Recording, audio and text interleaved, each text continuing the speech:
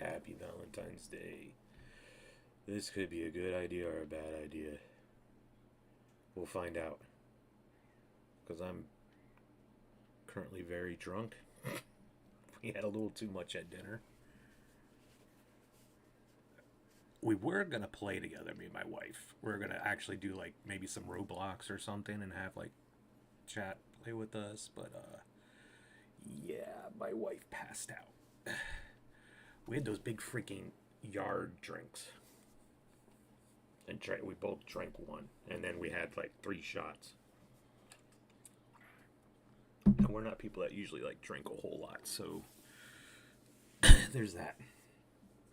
But anyway, I'm going to be attempting to play Doki Doki Literature Club. I think it's a nice little game to play for Valentine's Day. We'll see how it goes. I don't know if I'm beating it, but we're going to play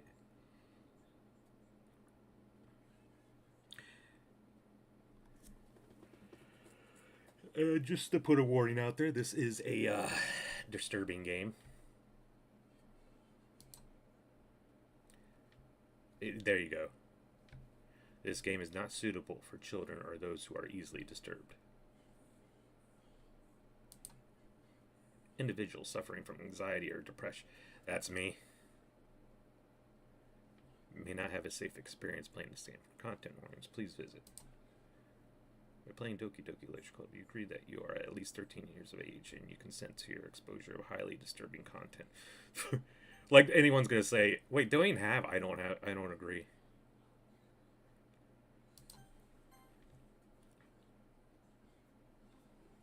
Wow, it's been a long time since I've seen this.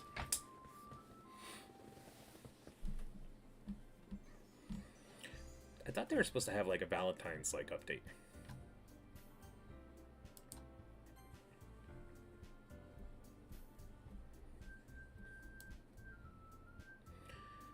Auto fast forward time.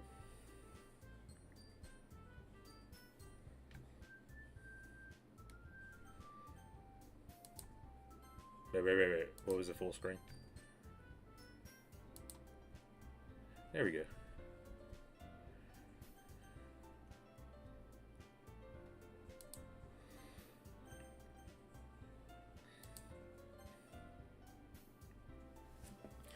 It's just gonna be senpai.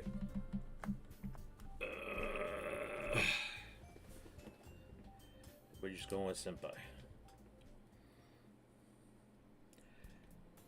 Hey!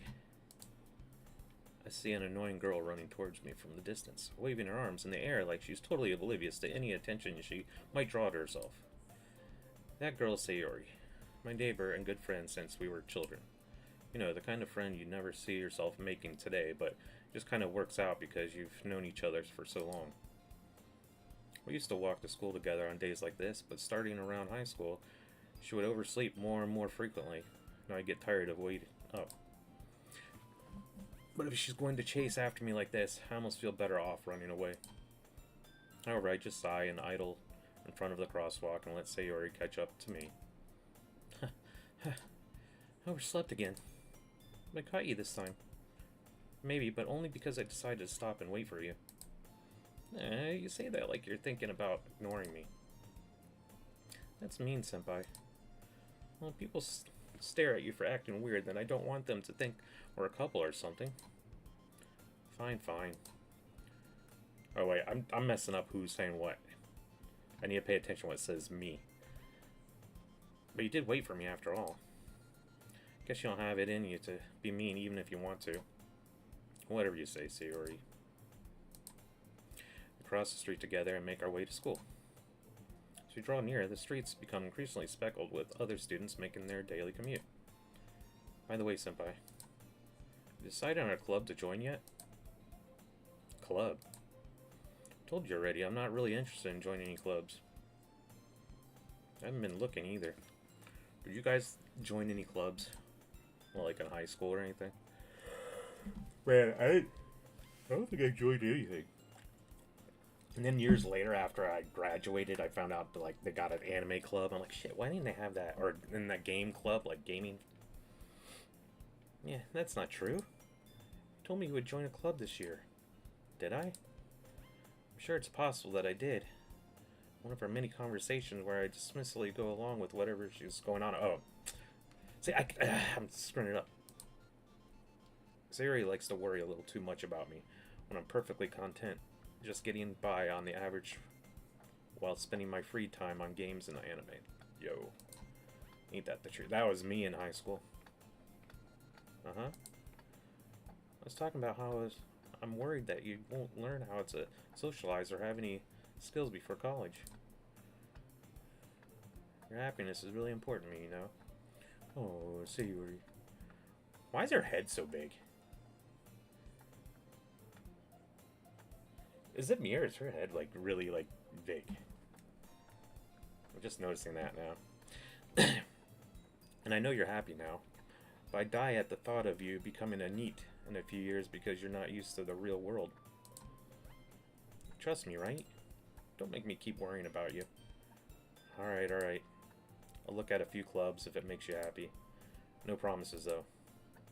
Will you at least promise me you'll try a little? Yeah, I guess I'll promise you that. Yay. Why do I let myself get lectured by such a carefree girl? More than that, I'm surprised I even let myself relent to her. I guess seeing her worry so much about me makes me want to ease her mind at least a little bit, even if she does exaggerate everything inside of her head. Here we go, we're at school. School day is as ordinary as ever. And it's over before I know it. After I pack up my things, I stare blankly at the wall looking for an ounce of motivation. Clubs. Sayori wants me to check out some clubs. Guess I have no choice but to start with the anime club. Hello? Sayori? Sayori must have come into the classroom while I was spaced out. I look around and realize that I'm the only one left in the classroom. Thought I'd catch you coming out of the classroom, but I saw you just sitting here and spacing out, so I came in. Actually, you're even worse than me sometimes. I'm impressed. Why can't they put different colored names? You don't need to wait up for me if it's going to make you late to your own club. Well, I thought you might need some encouragement, so I thought, you know what? Well, that you could come to my club. Sayori. Yeah? There's no way I'm going to your club. Meanie. Sayori is vice president of the literature club. Not that I was ever aware that she had any interest in literature. In fact, I'm 99% sure she only did it because she thought it would be fun to help start a new club. Since she was the first one to show interest after the one who proposed the club, she inherited the title of vice president. That said, my interest in literature is guaranteed to be even less. Yeah, I'm gonna go to the anime club. Come on, please. You look death, bro. I am drunk. I'll tell you that. I feel death. But thank you. Why do you care so much anyway? Well, kind of told the club yesterday I would bring in a new member. Natsuki made cupcakes and everything. Don't make promises you can't keep. I can't tell if Sayori is really that much of an airhead, or if she's so cunning as to have planned all this out. I let out a long sigh. Fine, I'll stop by for a cupcake, okay? Yes, let's go. Cupcakes? Hell yeah. Though right now I could not freaking eat anything. We went to Senior Frogs.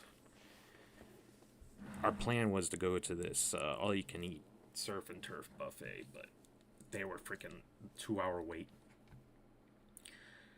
And thus today marks the day I sold my soul for a cupcake. So we went to Senior Frogs and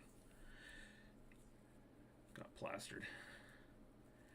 I dejectedly follow Sayori across the school and upstairs, a section of the school I rarely visit, being generally used for the third-year classes and activities. Excuse me. Sayori, full of energy, swings open the classroom door. Everyone, the new member is here. Told you, don't call me a new member. I glance around the room. Welcome to the Literature Club. It's a pleasure to meeting you. Sayori always says nice things about you. Seriously, you brought a boy? Way to kill the atmosphere. Ah, senpai, what a nice surprise. Welcome to the club. All words escape me in this situation. This club is full of incredibly cute girls. Harem anime. What are you looking at? If you wanted to say something, say it. Sorry. Natsuki. Girl with a sour attitude, whose name is apparently Natsuki, is one I don't recognize. Her small figure makes me think she's probably a first year. She's also the one who made cupcakes, according to Sayori. You just ignore her when she gets moody. Sayori says that quietly into my ear and then turns back towards the other girls. Oh man, alcohol is hitting me. Anyway, this is Natsuki. Always full of energy. And this is Yuri, the smartest in the club. Don't say things like that. Yuri, who appears comparable, more mature and timid, seems to have a hard time keeping up with people like Sayori and Natsuki. Well, it's nice to meet both of you. It sounds like you already know Monica, is that right? That's right. Great to see you again, senpai. Wait, where do you know me from? Monica smiles sweetly. Oh, we do know each other. We rarely talk. But we were in the same class last year. Wait, so I don't remember that. I don't remember, like, the MC and Monica knowing each other prior. Monica was probably the most popular girl in class. Smart, beautiful, athletic. Basically, completely out of my league. So having her smile at me was so genuinely feels a little. You too, Monica. Come sit down, senpai. We made room for you at the table, so you can sit next to me or Monica. I'll get the cupcakes. Hey, I made them. I'll get them. Sorry, I got a little too excited. Then how about I make some tea as well?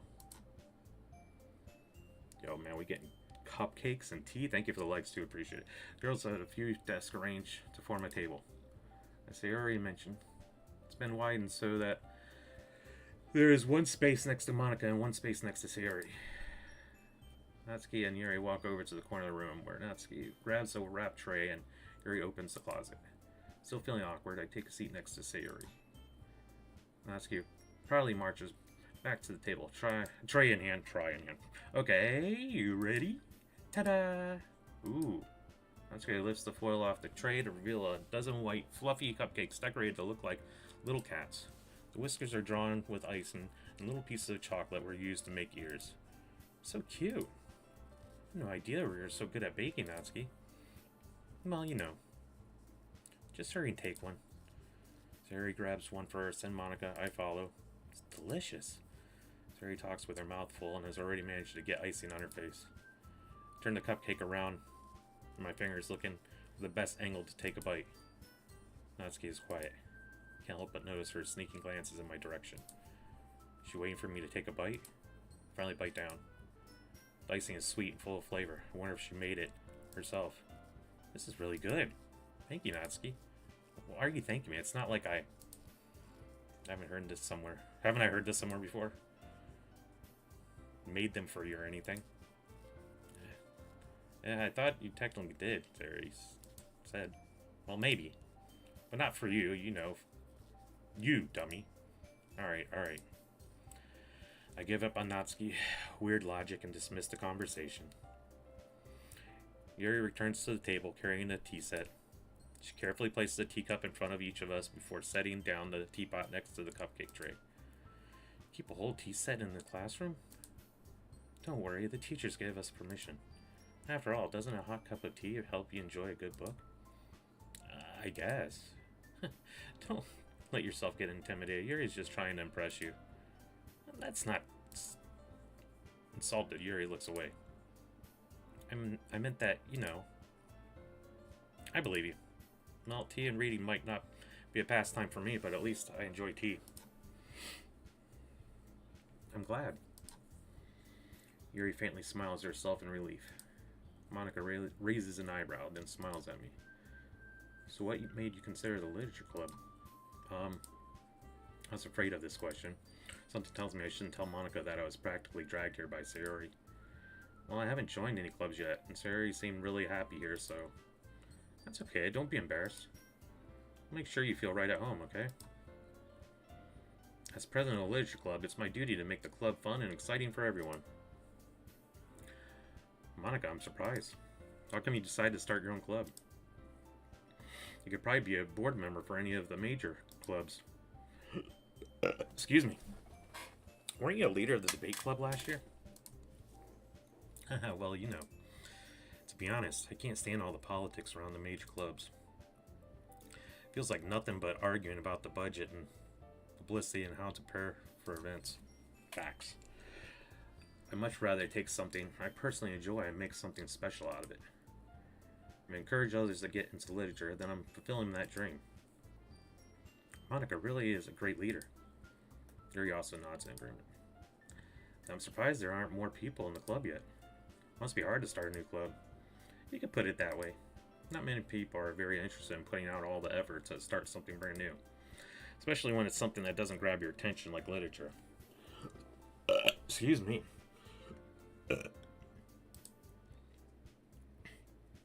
Yeah, I don't think I'd take a literature club. No matter who's in it.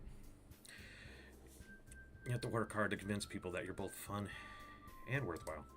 But it makes school events like the festival that much more important. I'm confident that we can all really grow this club before we graduate. Right, everyone? Yeah. We'll do our best. You know it. Everyone enthusiastically agrees.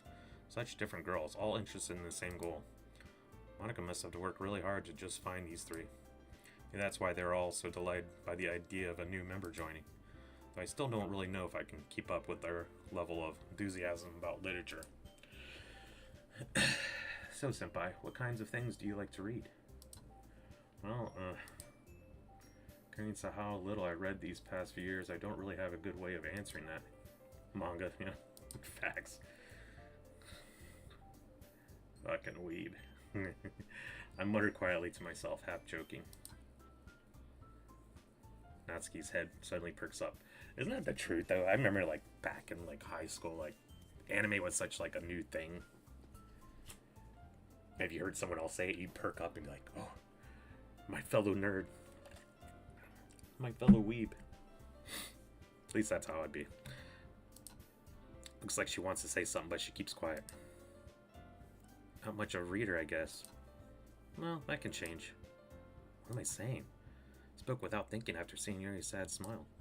Anyway, what about you, Yuri? Well, let's see.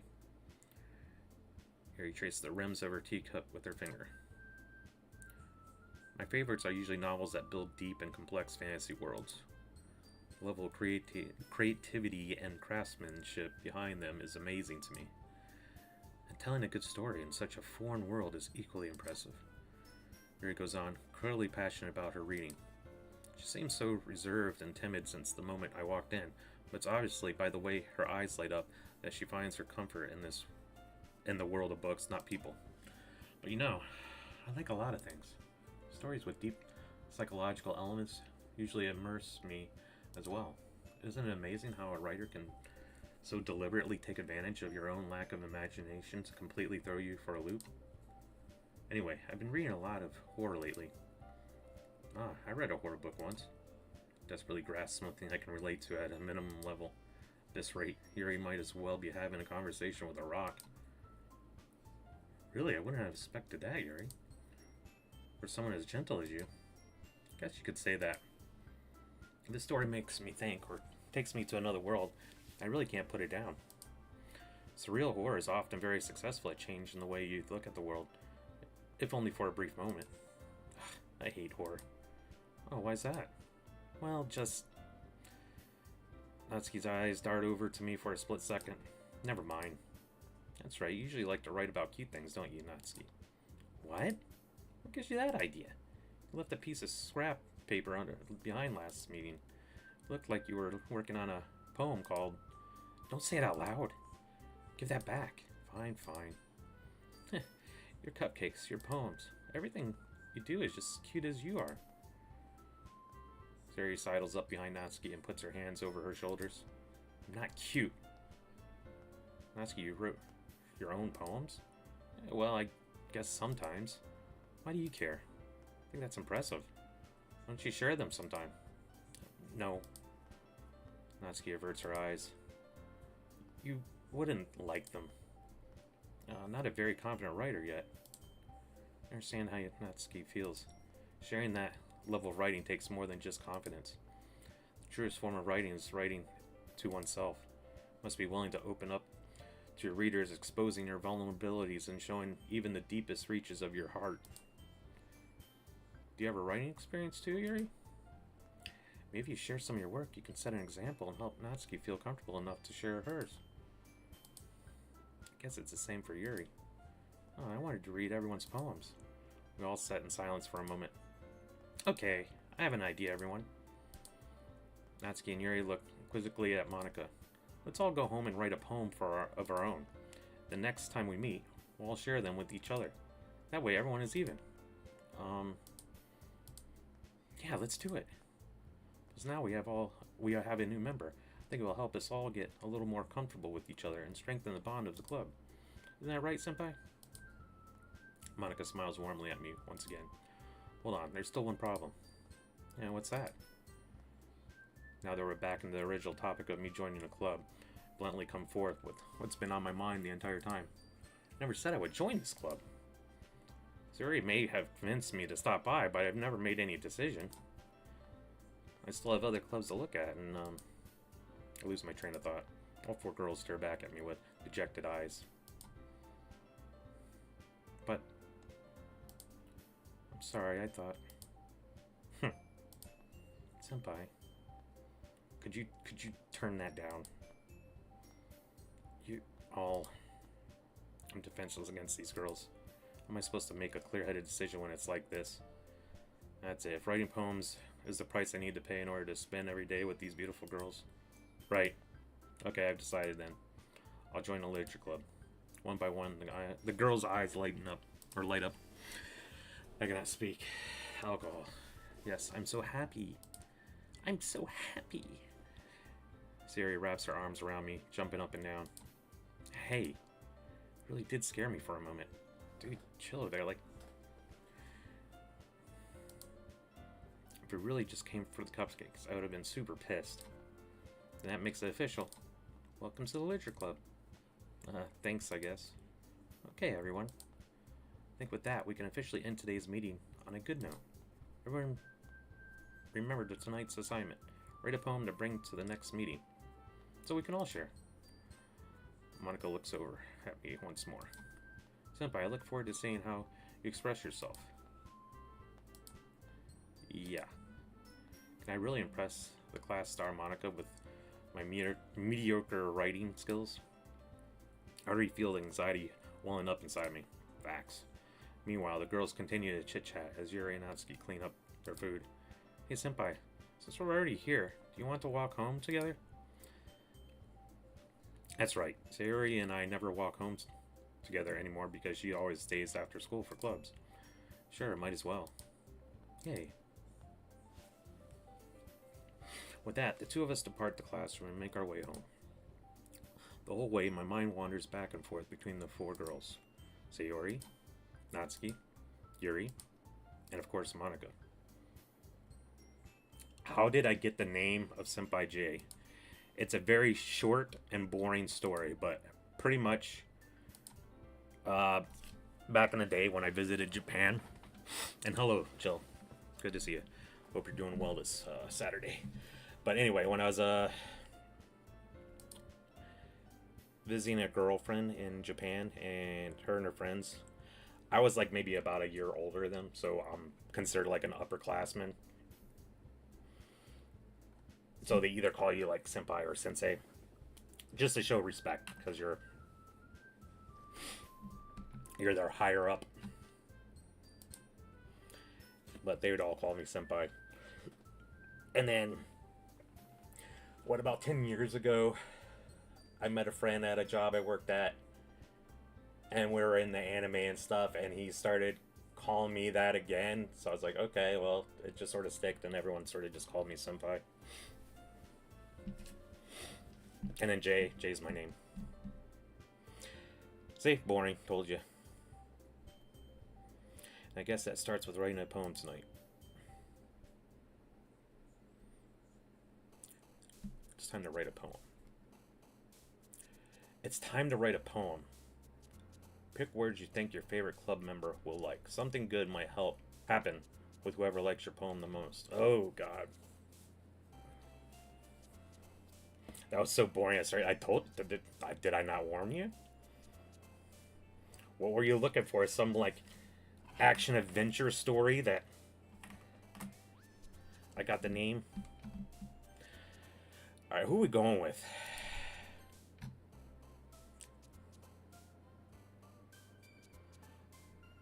God, I know what I'd want to pick is anxiety.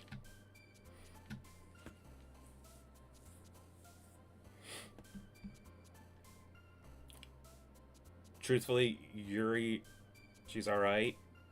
It would be between these two, Sayori and Natsuki.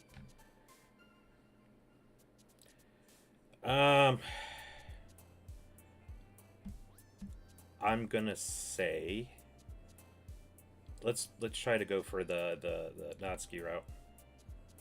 She likes cute stuff. Let's say warm. Hop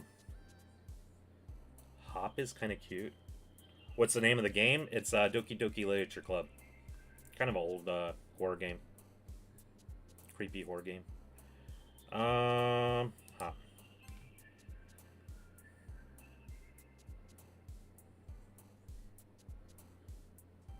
Like, all of them are right here. I don't know if she likes laugh. Extraordinary? Oh, that's Sayori. Parfait. Fluffy.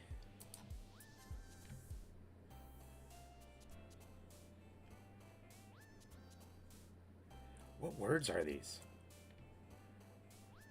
Bubbles. Feather, sweet, secretive, jumpy, disown, summer. So how many are there? 1, 2, 3, 4, 5, 6, 7, 8, 9, 10. So there's at least 3 for each one. I'm gonna say sweet. Oh man, that's Sayori.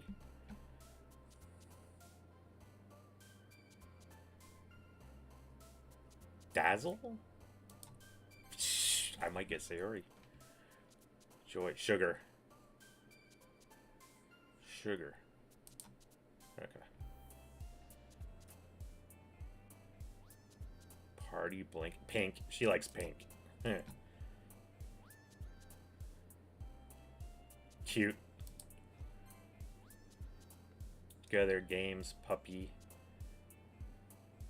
You think she likes Valentine? Would that be like all of them? I'm gonna say puppy. Death, horror, no. Fear, aura. God, are these all like Yuri ones? Bunny. Ribbon. Ah, no, that would be her. Mouse.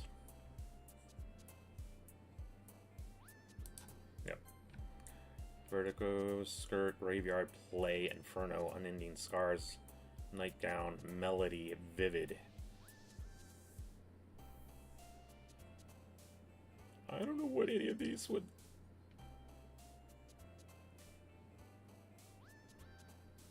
Melody? Okay. Defeat, Candy, Awesome, Flower, Cage, Agonizing, Strawberry, Fireworks, Bouncy, Kitty! Silly, Tears, Meager, Kawaii, Forgive, Extreme, Unrequited, Family, Friends, Prayer. Say Kawaii! Kiss, Despise, Shopping, Contamination, Sunny, Grief, Atone, Flying, Love, Jump. No. Grief, Sunny, Atone, Flying?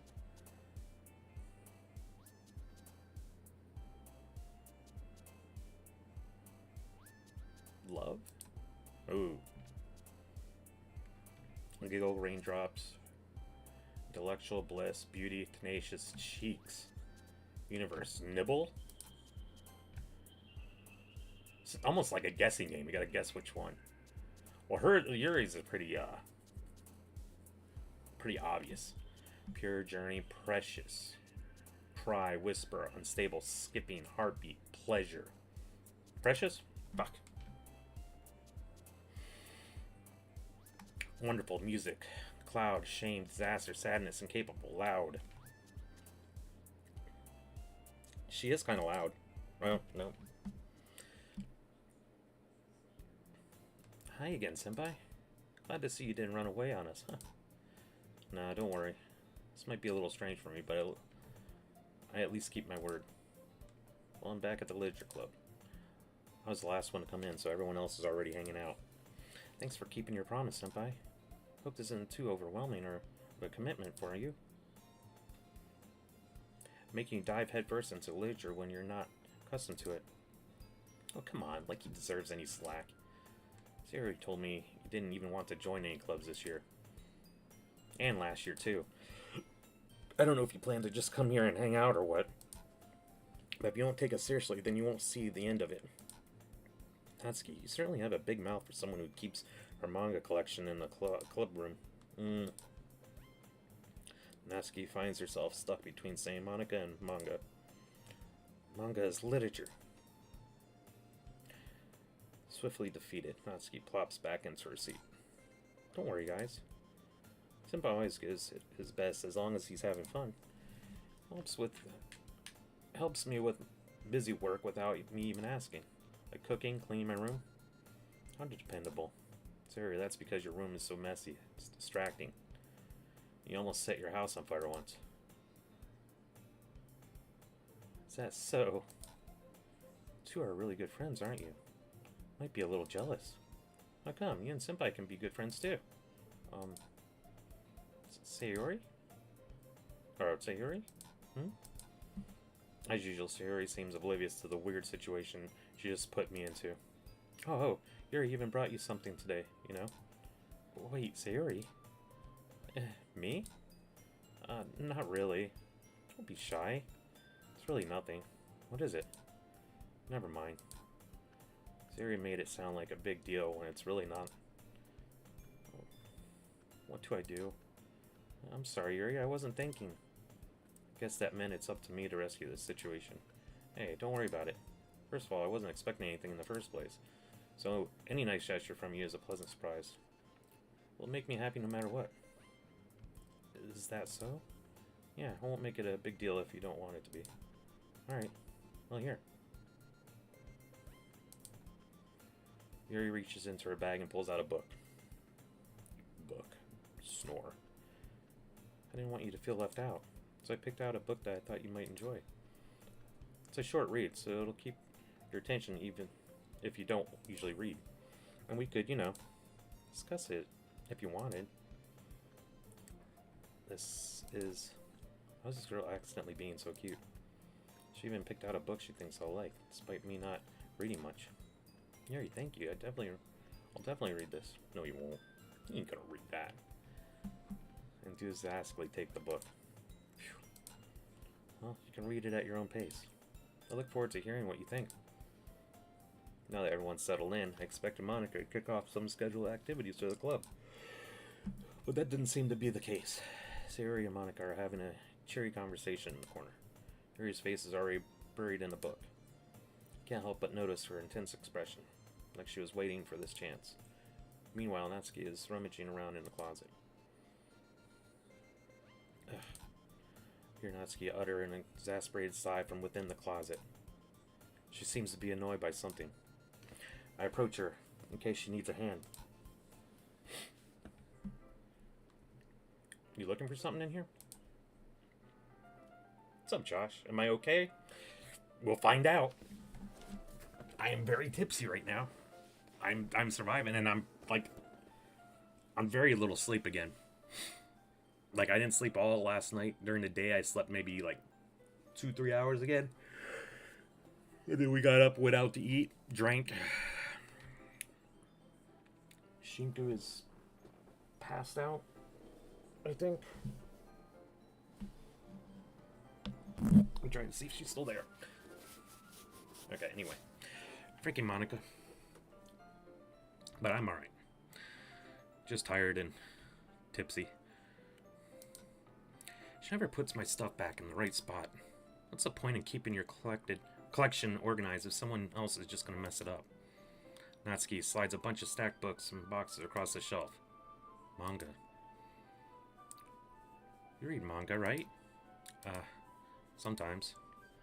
Manga is one of those things where you can't admit you're really into it until you figure out where the other person stands. True. Especially back in, like, when I was in high school, because that was so new. People would be like, oh, you're into anime and that stuff? You're weird. Now they really think it. How did you know anyway? You're bringing it up at some point. Besides, it's kind of written on your face. What's that supposed to mean? I see. There's a lone volume of manga amidst the stack of various books on the side of one of the shelves. Curious. I pull it out of the stack. There it is. Natsuki snatches it out of my hands. She then turns to a box of manga and slips the volume right into the middle of the rest. Much better. Seeing a box set with one book missing is probably the most irritating sight in the world. True. Thank you for the likes too, Josh. Appreciate it. I know that feel. Like, when I go to, like Barnes and Noble and stuff and look at the manga and, like, they got, like, all the volumes and it's missing, like, a number volume or, like, it's out of order. It's really out of order, though, but sometimes people put it back in the wrong spot and it just bugs me. I get a closer look at the box set she's admiring. Parfait Girls. It's a series I've never heard of in my life. This probably means it's either way out of my demographic or it's simply terrible. If you're gonna judge, you can just do it through the glass on that door. She points to the classroom door. Hey, I wasn't judging anything. Didn't even say anything. It was the tone of your voice. I'll tell you one thing, senpai. Consider this a lesson straight from the literature club. Don't judge a book by its cover. Fact. Natsuki pulls out the first volume of Parfait Girls from the box. I'm going to show you exactly why. Shoves the book right into my hands. Stare at the cover. Features 4 girls in colorful attire striking animated feminine poses. It's exceedingly moe-y. Don't just stand here. Natsuki grabs my arm and pulls me out of the closet. She then takes a seat against the wall beneath the windowsill. She pats on the ground next to her, signaling me to sit there. Wouldn't chairs be more comfortable? I take a seat. Chairs wouldn't work. Can't read at the same time like that. What's that? I guess it's easier to be close together like this. Oh boy, here we go. Don't just say that. You make me feel weird about it. Natsuki crosses her arms and scooches an inch away from me. Sorry. Didn't exactly expect to be saying this close to her either. Not that I can say it's a particularly bad thing. Open the book. It's only a few seconds before Natsuki once again inches closer, reclaiming the additional space while she hopes I won't notice. I can feel her peering over my shoulder, much more eager to begin reading than I am. Where is this going to go? Wow, how long has it been since I read the beginning? You don't go back and flip through the older volumes every now and then? Not really. Maybe sometimes after I already finished the series. Are you paying attention? I am, but nothing's really happened yet, so I can talk at the same time. Looks like it's about a bunch of friends in high school. Typical slice of life affair. Kind of grew out of these since it's rare for their writing to be entertaining enough to make up for the lack of plot. So, what should I expect from this? Is there going to be a plot? Well, obviously. I think I'd enjoy something that didn't have a plot. I mean, well, I guess I know what you're saying. A lot of the beginning is about simple things. Like this really funny chapter where they're obsessed with a guy at the ice cream shop. That just helps you get to know the characters. Besides, it's still entertaining. Ugh. How am I still awake? Thank you for the likes. But later on, there's all kinds of drama. Like when they get into all their backstories and when some of the romance starts to happen. That's really what happens. That's what really makes it so good. There are so many touching parts. Oh, is that so? It sounds like you really know what you're talking about. Maybe I underestimated you. Hey, wait. What's that supposed to mean? Nazi gives me a little shove. It just meant that I haven't seen you at your full power. Good save. This chapter seems like it's about baking. This is just a guess, but there is a lot of bacon in this manga? Well... Natsuki pauses for a moment, as if she doesn't want to admit something. Oh, I remember the one, anime. Food Wars. I haven't finished it yet, but that is such a good anime. And the food looks amazing. Natsuki paused for a moment, as if she didn't want to admit something. Yeah. Why does that matter? Doesn't, I was just curious. Since you enjoy baking too, right? That's just a coincidence. Just happened to get into baking around the same time I got into this manga. Like I would ever get into anything because it's a manga. It's in a manga. I feel bad for anyone that impressionable. Definitely not a coincidence. Because that explains Natsuki's interest in baking. Still, of all the hobbies to pick from a manga, that's definitely one of the better ones. Not to mention, she's really good at it. So who am I to judge? We read on for a few more minutes. I finished a couple of chapters at this point. Are you sure this isn't boring you? It's not. Even though you're just watching me read? Well, I'm fine with that, if you say so. Guess it's fun sharing something you like with someone else. I always get excited when I convince any of my friends to pick up a series I enjoy. You know what I mean? I do know. You don't? That's not... Well, I wouldn't really know. What do you mean? Don't you share your manga with your friends? Could you not rub it in? Jeez. Sorry. I could never get my friends to read this. They just think manga is for kids. Can't even bring it up with them without being all like... you still haven't grown out of that yet? Makes me want to punch them in the face. I know those kinds of people. Honestly, it takes a lot of effort to find friends who don't judge, much less friends who are also into it. I'm already kind of a loser, so I guess I gravitated towards the other losers over time. That's probably harder for someone like you. Yeah, that's pretty accurate. Wait, which part? I mean, I feel like I can't even keep it up. Can't even keep it in my own room. I don't even know what my dad would do if he found this. At least it's safe here in the club room. Isn't that right? And like, her father's abusive, I think. So Monica was kind of a jerk about it. Ugh, just can't win, can I? Well, it paid off in the end, didn't it? I mean, here I am reading it. Well, it's not like that solves any of my problems. Maybe. But at least you're enjoying yourself, right? So? Huh. Jeez, that's enough. You gonna keep reading or what? Yeah. I flip the page. Suddenly, Natsuki starts laughing. I totally forgot that happens. Natsuki puts her finger on one of the panels. Minori is my favorite character. You always feel a little bad for her since she's so unlucky.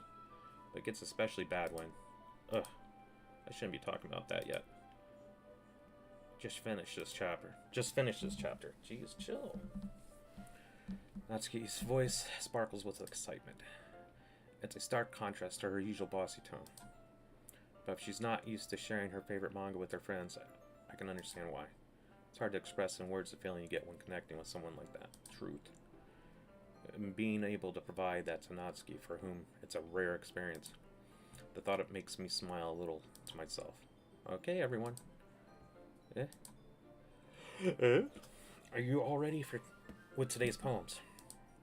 I forgot about the poems. Oh, come on. Could your timing be any worse? Sorry. Just need to make sure we all have enough time. Though you do look pretty cozy over there. Natsuki suddenly notices how close she's gotten to me. She hastily slides herself a good 12 inches away from me. Alright. Guess I'll stop here for now. I close the book and hand it towards Natsuki. You're just giving it back? Do you want to know what happens? Oh yeah, but Monica just said. Don't be dumb. Just take it home with you.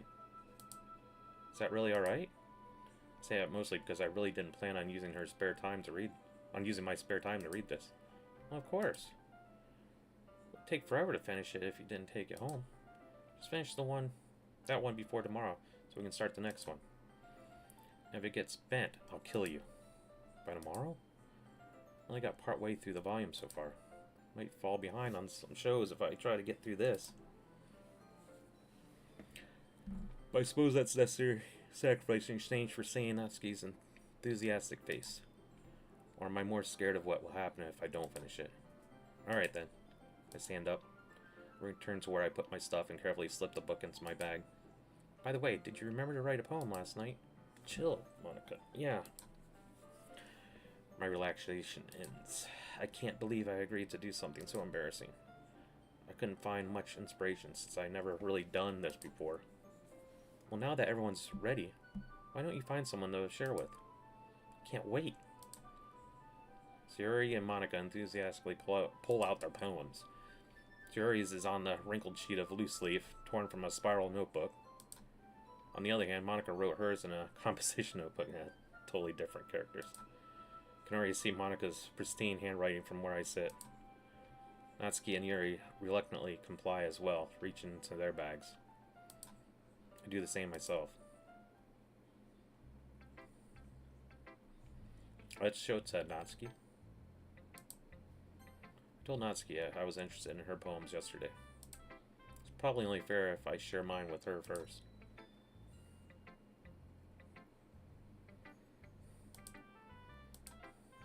Okay, well, let's start with the things I don't like.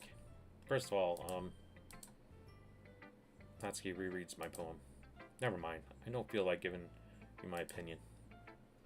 Then what's the point of sharing it in the first place? Wrote this when I could have been doing other things. In fact, remember how I said I wanted to read your poems? That's what I had in mind when writing this. I want to help you feel comfortable enough to share your poems. Like Monica said. Well, I'd be more comfortable sharing my poems if yours was really bad. You were supposed to show me some dumb poem and make me go, ha. Well, it's not that great, but let me show you what real literature looks like. And you went and ruined it. Hope you're happy. In other words, you're saying you liked it. Natsuki's retort gets caught in her throat. You're so... You don't understand anything, do you? I already told you that. You don't have to go announcing it to the world like you're all self-important. Pretty sure you never actually said that. I say that mostly to myself. Natsuki must really hate me or something. Can't figure out if this is a win or loss that she liked my poem. In any case, you still need to show me yours, right? Fine, I guess. Only because Monica will make me if I don't. Eagles can fly, monkeys can climb, crickets can leap, horses can race, owls can seek, cheetahs can run, eagles can fly, people can try. But that's about it. Yeah. I think it was kind of short and sweet, but I told you that you weren't gonna like it. I like it. What? Just Be honest. I am. Why are you so convinced I wouldn't like it? Well, because everyone in high school thinks that writing has to be all sophisticated and stuff, so people don't even take my writing seriously. But isn't it the point of poems for people to express themselves? The writing style wouldn't make your message any less valid. Yes, exactly.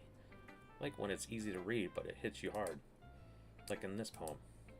Seeing everyone around you do great things can be really disheartening, so I decided to write about it. Yeah, I understand. But the other nice thing about my simple writing is that it puts more weight on the wordplay. Like I set up for the rhyme at the end, but then make it fall flat on the purpose. Helps bring out the feeling in the last line. So you did. Guess more went into that than I realized. That's what it means to be a pro. Glad you learned something. Didn't expect that from the youngest one here, did you? Yeah, I guess not. Decided to humor her with the last comment. Don't really care how old everyone is, but Natsuki is feeling proud, and I won't take that away from her. Who should I show my poem to next? What, Sayuri? Oh my goodness. So good, senpai. I love it. I had no idea you were such a good writer. Sayuri. Must be seriously overreacting. I'm not a good writer at all. Honestly, I have no idea what I'm doing. Well, maybe that's why. Because I have no idea what I like either. Jeez. I'm sure your opinion has to be a little more constructive than this. Are you sure you don't like it just because I wrote it? Well, I'm sure that's part of it. I think I understand you better than a lot of people. You know? So I read your poem. Not just a poem. It's a senpai poem. That makes it feel extra special. Like I can feel your feelings in it. Sayuri hugs the sheet against her chest. So weird, Sayuri. Really happy just that you wrote one. Just reminds me of how you're really a part of the club now. Not to mention the fact that I'm standing in front of you in the club room. Well, of course. Not really into it yet, but that doesn't mean I'll break my promise. See? It's like I said before, senpai. Deep down, you're not selfish at all, you know? Trying new things like this for other people. That's something that only really good people do. Thanks, Sayuri. I'm not sure if Sayuri sees the full picture of the motive here. Then again, can't deny that she's part of the reason I joined. Knowing how much this means to her and all. Yeah. I'm gonna make sure you have lots of fun here, okay? That'll be my way of thanking you. Alright. I'm gonna hold you to that then. Now you'll read my poem too, right? Don't worry, I'm really bad at this. We'll see about that. Dear sunshine, the way you glow through my blinds in the morning, it makes me feel like you miss me. Kissing my forehead to help me out of bed. Make me rub the sleepy from my eyes. You asked me to come out and play? Are you trusting me to wish away a rainy day? I look above, the sky is blue. It's a secret, but I trust you too. If it wasn't for you, I could sleep forever. But I'm not mad. I want breakfast. Sayuri. This is just a guess, but did you wait until this morning to write this? No. Just a little bit. Can't answer just a little bit to a yes or no question. I forgot to do it last night. Well, at least that makes me feel a little better about myself. Be mean. Still try my best. Yeah. Didn't mean to say that it was bad poem. Came out nice, or how should I put it? Sounds just like you. Really? Yeah. Especially that last line. I made eggs and toast. Even though you were late to school. It's bad to skip breakfast. Get all cranky. Unless there's no point in arguing. Anyway, thanks for showing me. This was so much fun. Monica's the best. Next time I won't forget. I'm going to write the best poem ever. Well, I guess I look forward to it. Do we do more? Let's do Monica. Hey, senpai. Having a good time so far? Yeah? Good, glad to hear it. By the way, since you're new and everything, do you ever have any suggestions for a club, like new activities or things we could do better? I'm always listening. Don't be afraid to bring things up, okay? Alright, I'll keep that in mind. Of course, I'll be afraid to bring things up. I'm much better off just going with the flow until I'm more settled in. Anyway, want to share your poem with me? It's kind of embarrassing, but I guess I'll have to. Don't worry, Senpai. We're all a little embarrassed today, you know? It's that sort of barrier that we'll all learn to get past soon. Yeah, that's true. I hand Monica my poem. I like it, Senpai. Really? It's a lot cuter than I expected. Oh, jeez. No. Kind of makes me think of something Natsuki would write. And she's a good writer, too. So take that as a compliment. If you say so. Yep. By any chance, have you read anything by Shelv Silverstein? Maybe a long time ago. He's famous for telling all kinds of stories in just a few simple words. His poems can be funny, endearing, and even sad. Sometimes they're only a few lines long. They might even feel like they're written for kids, but if you think about them, they can express views of the world that would apply to anybody. I see. So you're saying that Natsuki is kind of like that? Sort of. Maybe she's not an expert, but you probably won't find much filler in her poems. It might be easy to write, but they're super challenging to get the meaning through. So I can see why it would be your kind of poem to explore. I'm sure I'll end up trying different things a lot. It could take a while before I feel comfortable doing this. That's okay. I'd love to see you try new things. That's the best way to find the kind of style that suits you. Everyone else might be a little bit biased towards their own kinds of styles, but I always help you find what suits you the most. So don't force yourself to write the way everyone else wants you to write. It's not like you have to worry about impressing them or anything. Anyway, do you want to read my poem now? Don't worry, I'm not very good. You sound pretty confident for someone who claims to not be very good. Well, that's because I have to sound confident. It doesn't mean I always feel that way, you know? I see. Well, let's read it then. Hole in the wall. It couldn't have been me. See the direction the spackle protrudes? A noisy neighbor? An angry boyfriend? I'll never know. I wasn't home. I peer inside for a clue. No, I can't see. I reel, blind, like a film left out in the sun. But it's too late. My retina's already scorched with a permanent copy of meaningless image. It's just a little hole. It wasn't too bright. It was too deep, stretching forever into everything. A hole of infinite choices. Realized now that I wasn't looking in, I was looking out. And he on the other side was looking in. That was deep. So what do you think? It's very freeform, if that's what you can call it. Sorry, I'm not really the right person to ask for feedback. It's okay. Yeah, that kind of style has gotten pretty popular nowadays. As a lot of poems have been putting emphasis on timing between words and lines. Excuse me. When performed out loud, it can be really powerful. And that was the inspiration behind this one. Well, I'm not sure if I know how to put this. I guess you could say that I had some kind of epiphany recently. I mean, it's been influencing my poems a lot. Epiphany? Yeah, something like that. Kind of nervous to talk about deep stuff like that because it's kind of coming on strongly. Maybe after everyone is better friends with each other. Anyway, here's Monica's writing tip of the day. Sometimes when you're writing a poem or a story, your brain gets too fixated on a specific point. If you try so hard to make it perfect, then you'll never make any progress. Just force yourself to get something down on paper and tidy it up later. Facts. Another way to think about it is this. If you keep your pen in the same spot for too long, you'll just get a big dark puddle of ink. So just move your hand and go with the flow. That's my advice for today. Thanks for listening. I guess we do show it to them all.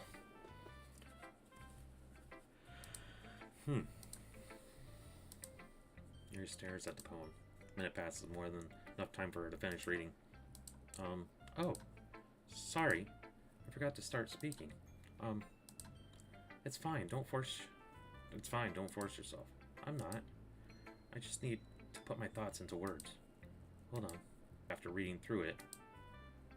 So it's that bad. No! Did I just raise my voice? I'm so sorry. Yuri buries her face in her hands. I couldn't help but notice that it's been several minutes and we really haven't gotten anywhere. It might take Yuri a while to get used to the new people. It's fine. I really didn't notice. What were you saying? Right, it's just that there are specific writing habits that are usually typical of new writers. And having been through that myself, I kind of learned to pick up on them. I think the most noticeable thing I recognize in new writers is that they try to make their style very deliberate. In other words, they tend to pick a writing style separate from the topic matter. And then they form fit the two together. The end result is that both the style and the expressiveness are weakened. Once Yuri finds her train of thought, it's as if her demeanor totally changes. Her stammering is completely gone and she sounds like an expert. Of course, that's not something you can be blamed for. There are so many different skills and techniques that go into writing even a simple poem. Not just finding them and building them, but getting them to work together is probably the most challenging part. It might take you some time, but it all comes with practice and learning by example and trying new things. I also hope that everyone else in the club gives you valuable feedback. Natsuki can be a little bit biased, though. Biased how? Well, never mind. I shouldn't be talking about other people like that. Sorry. It's fine. I'm not sure if Yuri is apologizing to herself, to me, or Natsuki. Do you mind if I read your poem now? Please do. I'd love to share my thought process behind it.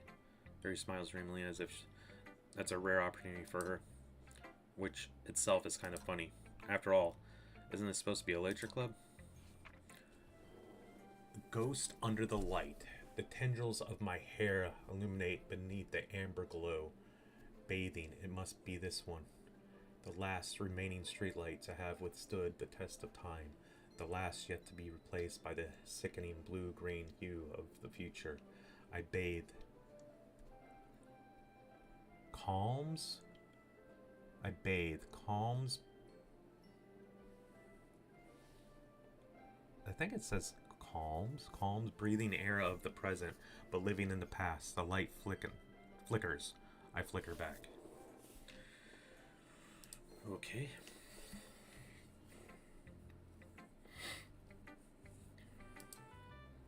I'm sorry, I have such terrible handwriting.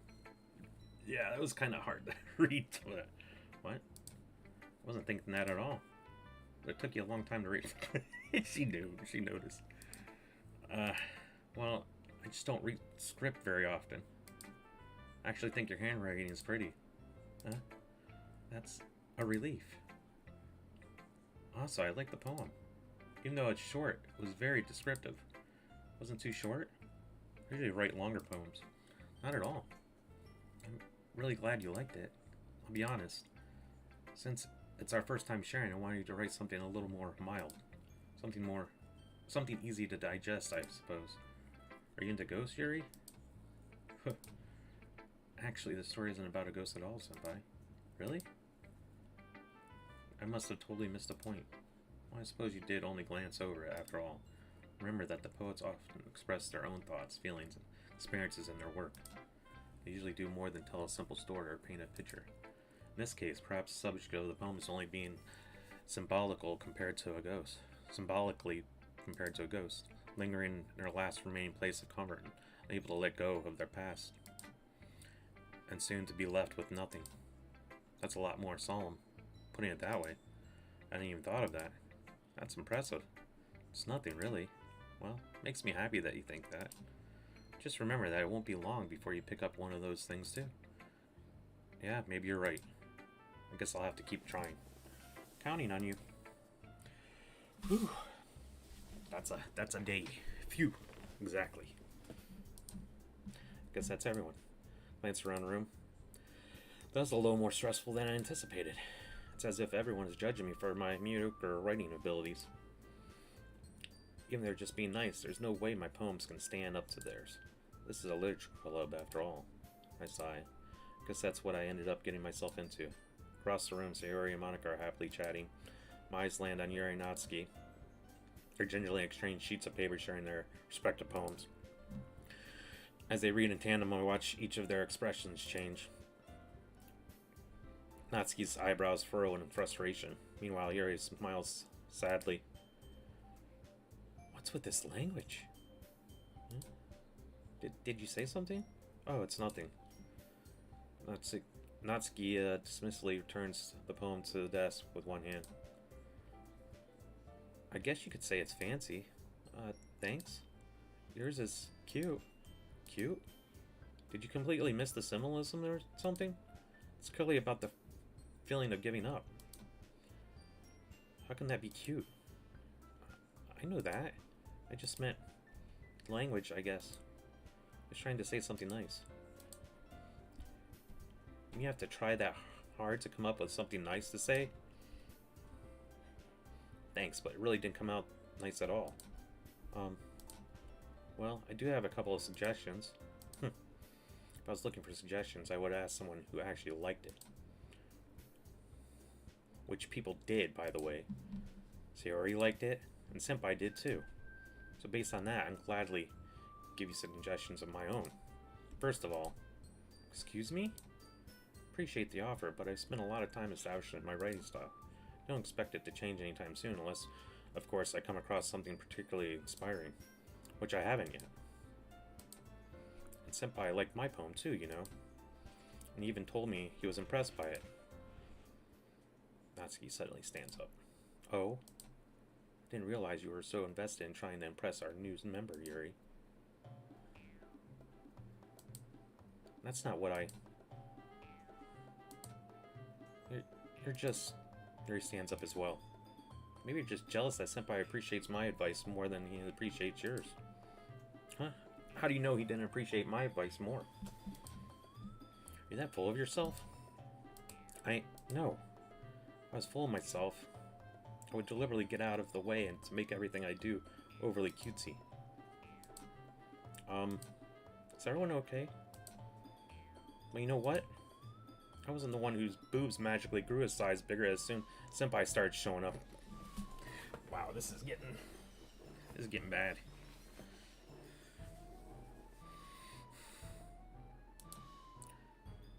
Natsuki. Natsuki, that's a little... This doesn't involve you. I don't like fighting, guys. Suddenly, both girls turn towards me as if they just noticed I was standing there. Senpai, she's just trying to make me look bad. It's not true. She started it. She should get over herself and learn to appreciate that simple writing is more effective. This wouldn't have happened in the first place. What's the point of making her poems all convoluted for no reason? The meaning should just jump out at the reader, not force them to have to figure it out. Help me explain that to her, Senpai. I kind of agree with Natsuki. I don't like to have to decipher a poem. It's fun sometimes, but it gets tiring. Like if it's some sort of freaking like you're reading clues or something, trying to guess what the poem's about. I like them to pretty much put it out there. I like more fun. That's just me. Wait. There's a reason we have so many deep and expressive words in our language. It's the only way to convey complex feelings and meaning the most effectively. Avoiding them is not only unnecessarily limiting yourself, it's also a waste. You understand that, right, Senpai? Well? How did I get dragged into this in the first place? It's not like I know anything about writing. Whoever I agree with, they'll probably think more highly of me.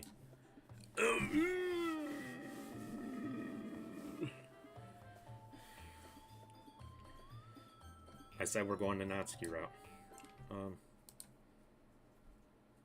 Yuri, you're really talented. Yeah, well, but Natsuki has a point. I think that I racked my brain in an attempt to back myself up. I think that conveying feelings with few words can be just as impressive as well. Lets the reader and imagination take over. Natsuki's poem did a really good job at that. Yeah, it did, didn't it? Shows how much you know. That's not Natsuki. I think that's enough. Huh? Me? She was so mean to me. Natsuki's voice whines. Look, what we talked about yesterday was right. Writing is a really personal thing, and sharing it can be definitely hard. Looks like we learned that today. Even small criticisms can lead to something pretty heated. Glance over my shoulder. Sayori is nodding vigorously. Yeah, so you don't need to feel threatened. You're a great writer, Natsuki. Natsuki's voice gets caught in her surprise. Thanks for nothing. Finally mutters that, barely audible. Yuri? Yuri looks at me dejectedly. With a face like that, I can't help but feel bad for her as well. I'm sure Natsuki didn't mean everything she said, so you don't need to feel threatened either. Well, if you say so. Hey, it's not like you need to apologize for me, senpai. Sheesh. Natsuki takes a breath. Thing about... Natsuki glances around the room. Would everyone stop staring at me? And surprisingly, Natsuki has a hard time with that. She is boasted. Sayori and Monica look away. Anyway, thing about your boobs. I didn't mean it, okay? That's all. Natsuki looks away, avoiding eye contact with everyone. Yeah, you're naturally beautiful, Yuri. Sayori? I'll go make some tea. I was just trying to help. Sure she appreciated Sayori. Pat Sayori on the shoulder. Well, now we're past that. Everyone's read each other's poems, right? I hope that was worthwhile for everyone. Especially you, senpai. To be honest, it's a nice change of pace from the lazing around we got a little too used to. So my joining the club was responsible for ruining the atmosphere. No, not at all, not at all. There's still time before we go home. So we'll all relax for a bit. Of course, besides chatting, we do literature-related things in the club room. So maybe you can take the chance to pick up a book or do some writing. After all, that's what the club is for. I disagree, Monica. About what? It's not the most important thing about the literature club. The most important thing is it's having fun. Of course.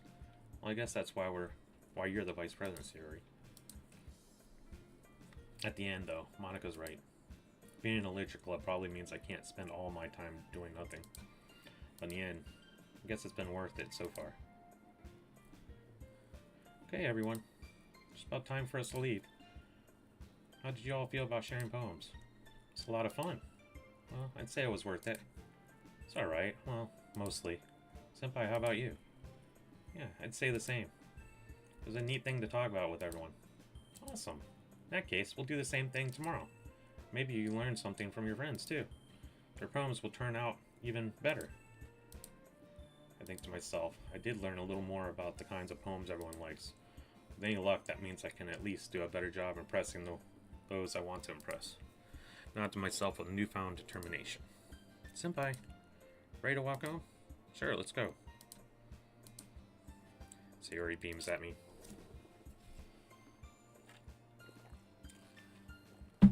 My mouth is so freaking dry. It truly has been a while since Sayori and I have spent this much time together. Can't really say I'm not enjoying it either.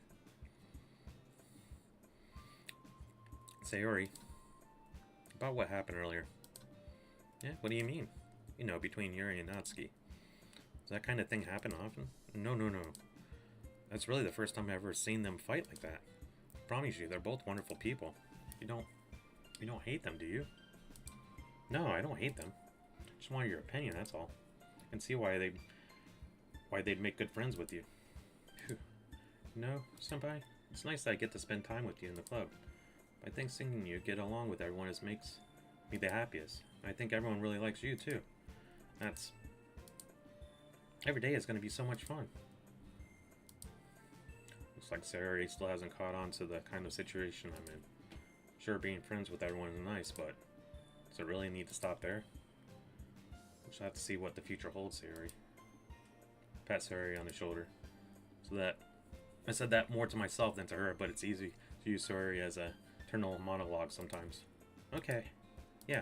Let's do this. Oh, here we go again. Alright.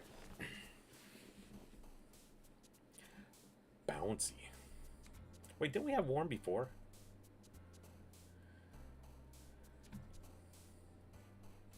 Man. Yeah, they do put some of the same words.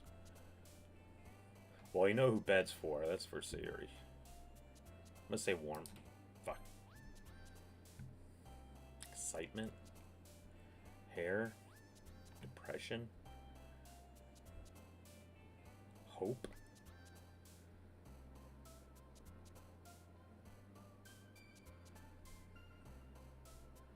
I don't know. Hair? Or marshmallow?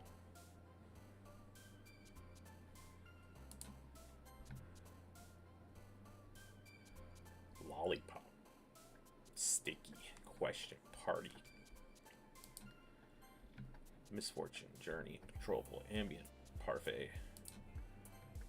Pleasure. Death. Socks. Massacre. Playground. Fickle. Heartbeat. Rain cloud. Heart.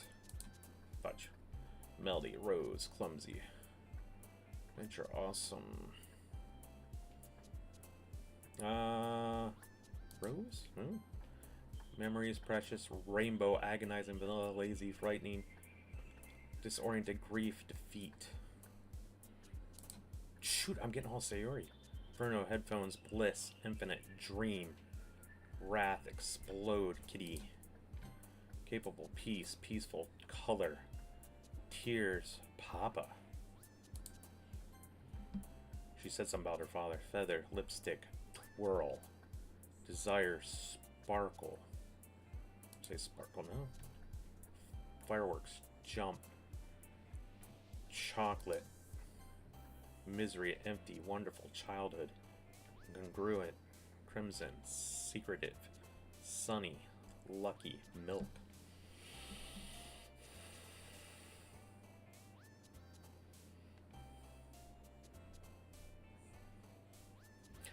I think because of all their backgrounds, that could go work for any of them. Secretive. She does keep it a secret from her father about the books. Nope. Dance. Tenacious. Unrequited. Fester. Cheeks. Universe. Nature. Anime. Sensation. Candy. Promise. Jumpy. Spies. Bunny. Treasure. Imagination. Covet. Hopeless. Mouse. Ocean. Cage. Melancholy. Flying. She did write a poem about flying. How is it her? Spinning. Intellectual. Fulgent. Disown. Pink. Pink, we know pink. Yeah, of course, Josh. You don't have to ask. Just chill. I'll be playing for at least another hour before I pass out. This is just a chill game. It doesn't get really creepy until later on, I think. Hurt. Tragedy. Starscape. Forgive. Doki Doki. Boop. I think she would like Boop. Yep. Suicide. Lust. Afterimage. Skirt. Sugar. Uncanny. Vivid. Flee. Vivacious. Hop. I think Sugar could go for either Sayuri or Natsuki. Okay, got Natsuki. But yeah, just chill out. The only thing bad about these type of games, it's a lot of reading. And of course, my mouth gets dry as hell. Another day passes and it's time for the club meeting already. I've gotten a little more comfortable here over the past couple of days. Entering the club room, the usual scene greets me. Hey, senpai. Yo, Sayuri. Looks like you're in a good mood today. I'm just still not used to being in the club, that's all. I see.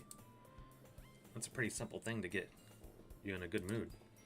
I guess it's always the simple things with you anyway. Speaking of which, I'm kinda hungry. You come with me to buy a snack? No thanks. Oh, dude, she wants you to go with her. That's not like you at all. I have my reasons. Why don't we take a look at your purse, Sayuri? Huh? Why that all of a sudden? No reason, really. I just wanted to look at it. Sayuri nervously retrieves her coin purse. She fumbles with the latch and gets it open. Then she turns it upside down and lets it contents spill onto the desk. Only 2 small coins fall out. I knew it. I can see right through you, Sayori. It's not fair. How did you even know? It's simple. If you had enough money in the first place, you would have bought a snack before coming to the classroom. So either you're not hungry, want an excuse to take a walk, or you plan to conveniently forget that you spent all your money so that I would lend you some. But there's one more thing. You're always hungry. So that only leaves the one option. I give up. Don't make me feel guilty. If you feel guilty, that means you deserve to feel guilty. Yuri suddenly giggles. Huh? Oh, look me. Didn't notice that she was listening in. Her face is in her book, as always. I wasn't listening or anything. It was just something in my book. Yuri, tell Senpai to let me borrow some money. Don't get me involved like that, Sayori. Besides, you should only buy what you can responsibly afford. And frankly, after pulling a mischievous little stunt like that, your suffering is fair enough. Retribution. I didn't mean that. Got too absorbed into my book. I really like it when you speak your mind, Yuri. It doesn't happen much, but it's fun inside of you. There's no way you could think that. Right, though. Did something bad, and now I have to accept the retribution. That. Still. Coming for Sayori, I guess there's a little devil inside all of us, isn't there? Don't let her fool you. Sayori knows exactly what she's doing. After all, she told you guys she was bringing me to the club before she even told me. But it wouldn't have come if it weren't for the cupcakes, so I had to trick Natsuki into making them. Come on, give me more credit than that, Sayori. What? Out of nowhere, something smacks Sayori in the face and tumbles onto the desk. How? What was... Huh? A cookie? Sure enough, it's a giant cookie wrapped in plastic. Sayori glances around. Is this a miracle? It's because I paid my restitution? Retribution. Actually, that's one almost worked. I was just gonna give it to you. But then I heard you blab about the cupcakes. It's totally worth seeing your reaction, though. Natsuki. So nice of you. So happy. Sayori hugs the cookie. Jeez, just eat it. Sayori rapidly tears open the wrapper and takes a big bite. So good. Sayori suddenly clasps her hands over her mouth. Bit my tongue. You're going through a lot over there over just one cookie. Natsuki takes a bite of her own cookie. Yours looks really good too, Natsuki. Can I try it? Jeez. Beggars can't be choosers. But yours is chocolate. Yeah? Why do you think I gave you that one? Fine. Still, I'm really happy that you shared this one with me. Sayori gets out of her seat and goes behind Natsuki and then wraps her arms around her. Oh, jeez. I get it.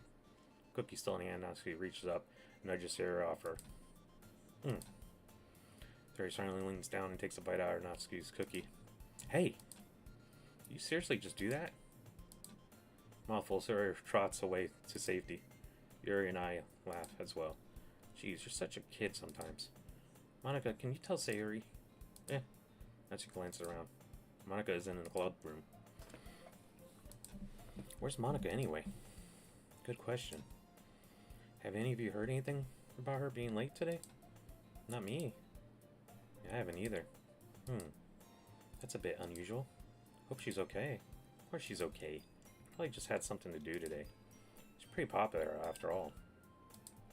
I don't think she has a... I wouldn't be surprised. She's probably more desirable than any of us combined. That's true. Excuse me? Suddenly the door swings open. Sorry, I'm super late. Oh, there you are. I didn't mean to be late. Hope you guys weren't worried or anything. Huh? Monica chose the club over her boyfriend after all. So strong-willed. But boyfriend? What on earth are you talking about? Monica quizzically glances at me. Never mind that. What held you up anyway? Well, my last period today was study hall. To be honest, I kind of just lost track of time.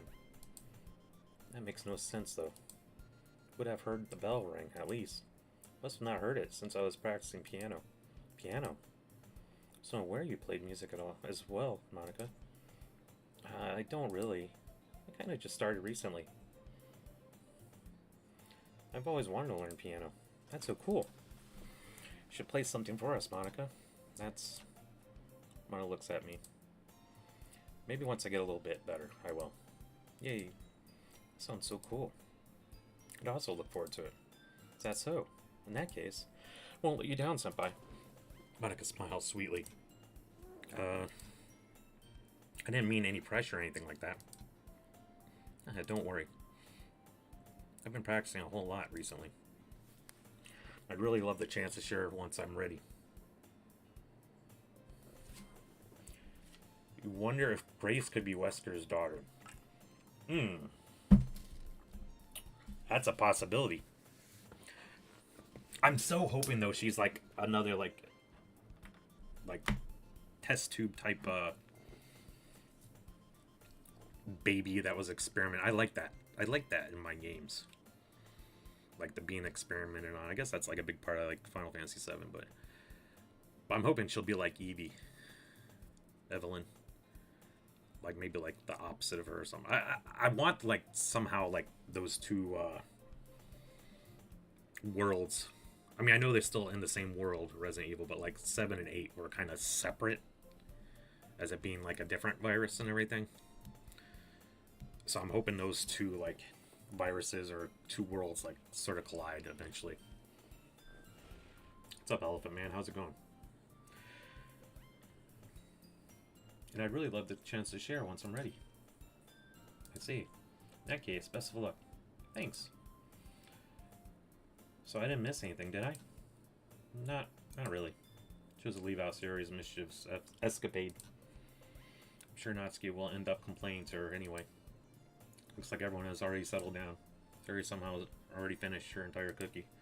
Yuri's back in her book, and Natsuki disappeared into the closet. It's not that long before Natsuki comes up to me expectantly. Yeah. Don't worry, I kept my promise.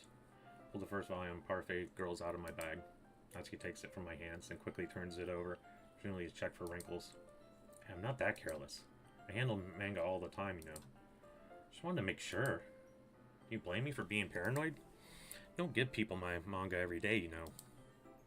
That's true. I don't blame you. Well, anyway, let me put this one back and get you the next one, okay? Natsuki makes her way to the closet. I follow. So you're going to tell me everything you thought, right? Where did this volume leave off again? I forget. Oh, the chapter ended when Nori and Alice found Monica. Natsuki's voice resonates out from inside the closet. Yeah?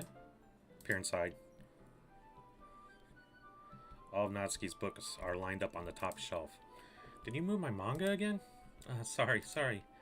Teacher got mad at me for taking up so much space in her closet, so I had to move some stuff around and clean up a little bit.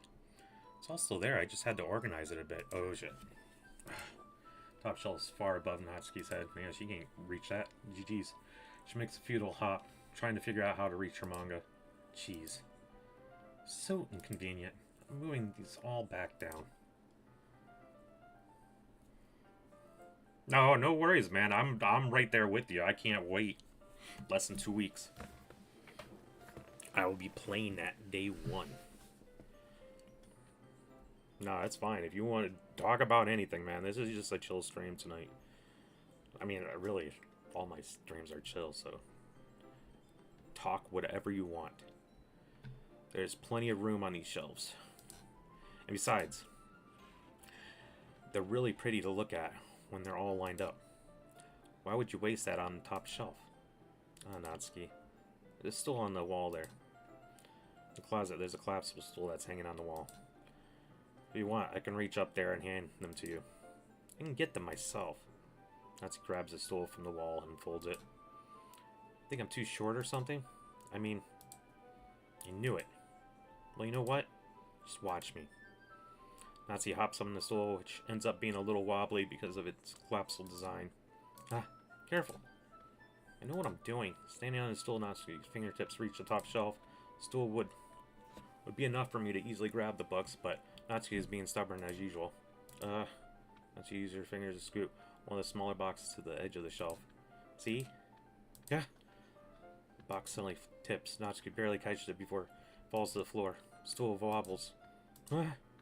Losing balance, Natsuki hops off the stool. Thankfully, she was able to stay on her feet. She holds the box triumphantly. There! Having almost fell, Natsuki is a bit shaken up. Jeez. You need to prove yourself to me. No way you'll be able to get that bigger box like that. I can reach him, so just... I said I can do it. I don't want your help, okay? I'm gonna get a chair, so just hang on. Natsuki forces her way past me out of the closet. Let's see. Classroom chairs have the desk attached, so they're too inconvenient to fit in the closet. Aha! Natsuki trots over to the teacher's desk, which has a computer chair behind it. She rolls on its wheels back to the... No, don't ever do that. I've done that before.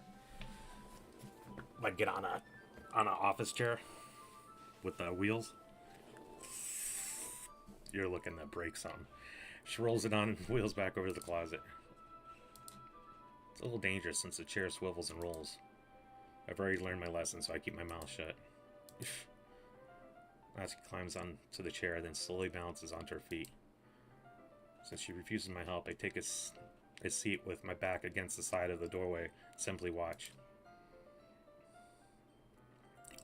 There we go. See, I can easily do it now.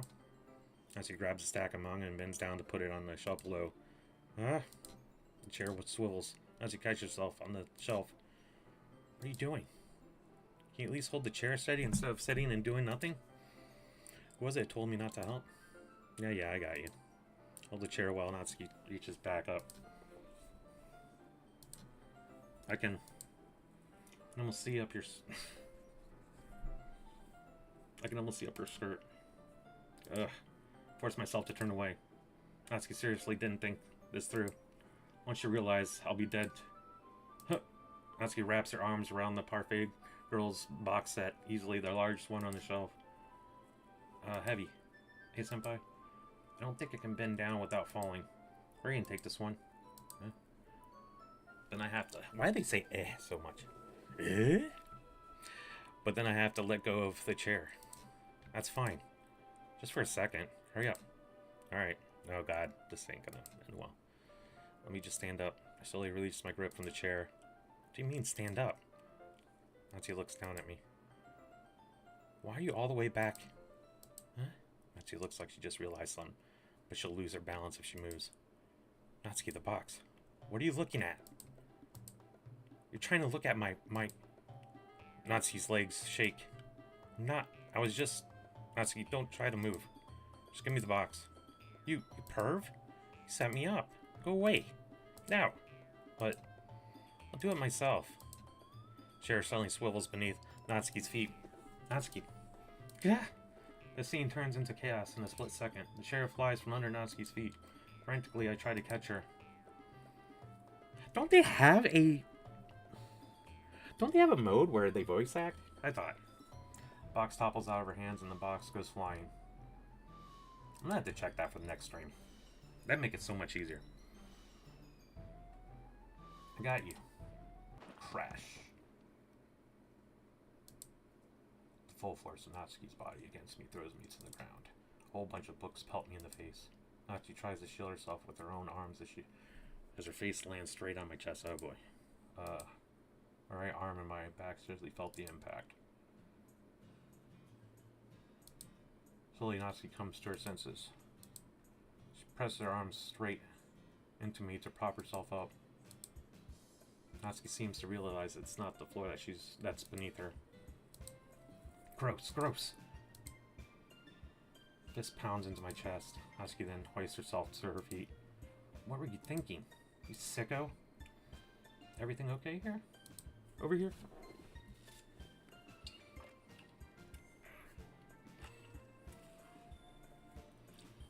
Yeah, that gameplay of Resident Evil 9 was sick. I said if it's like that, just like that, I'm telling you, it's probably going to be up for Game of the Year. Unless it just turns out to be, like, really bad. But I don't think so. I think this is going to be up there as one of the better Resident Evils. I want a second opinion. I don't remember that probably because I haven't replayed a lot of them. But now that you mention it, I heard a loud noise. Monica suddenly peers in. Monica, so what happens when you put the manga on the top shelf? Are you trying to kill your club members or something? Jeez. Sorry. Oh, and one more thing. Seems like your most recent club member is a total pervert. So I hope you're happy. I didn't. Somehow impossible for me to explain this whole bizarre situation to Monica.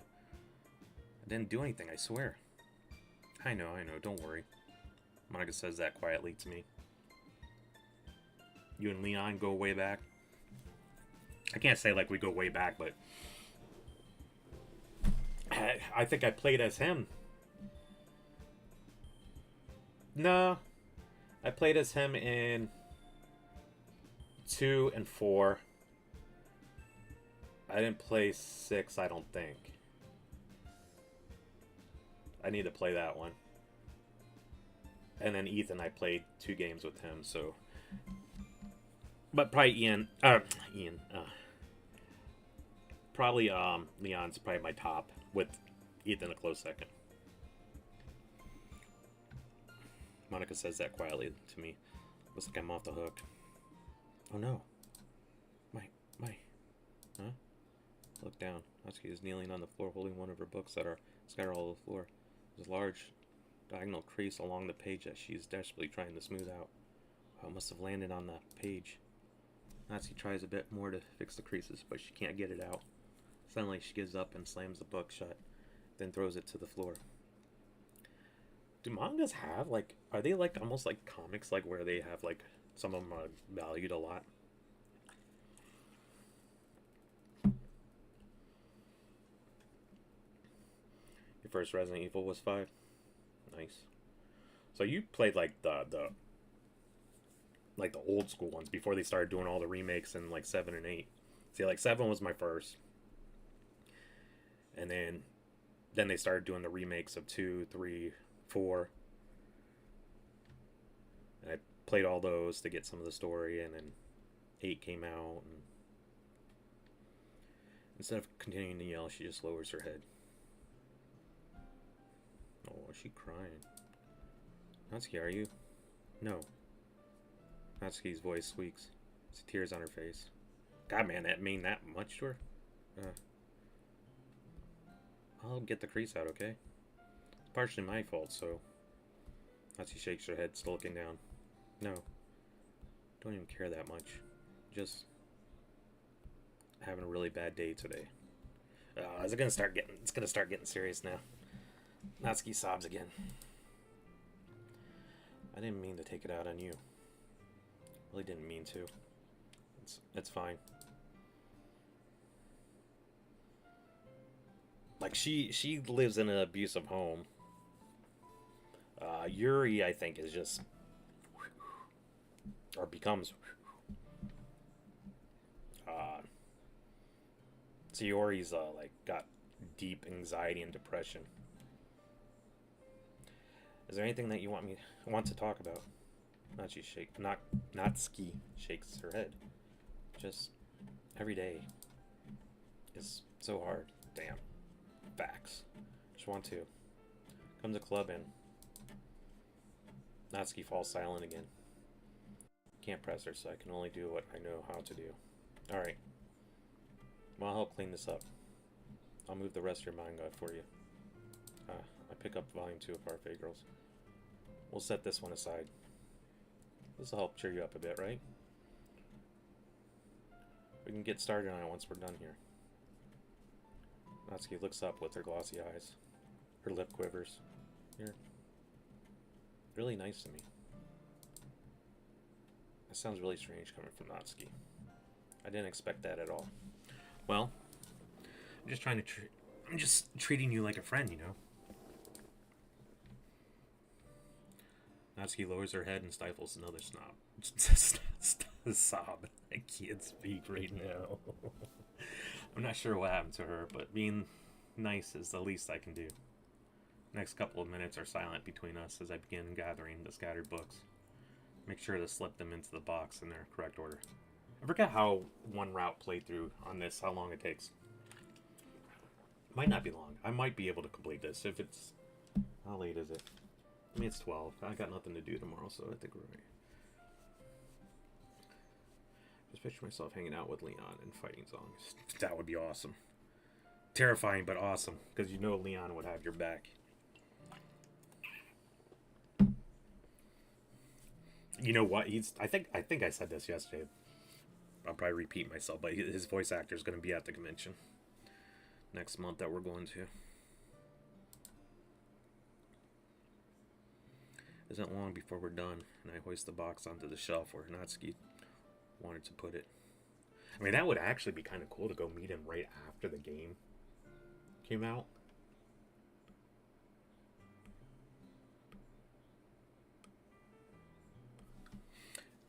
I might do that.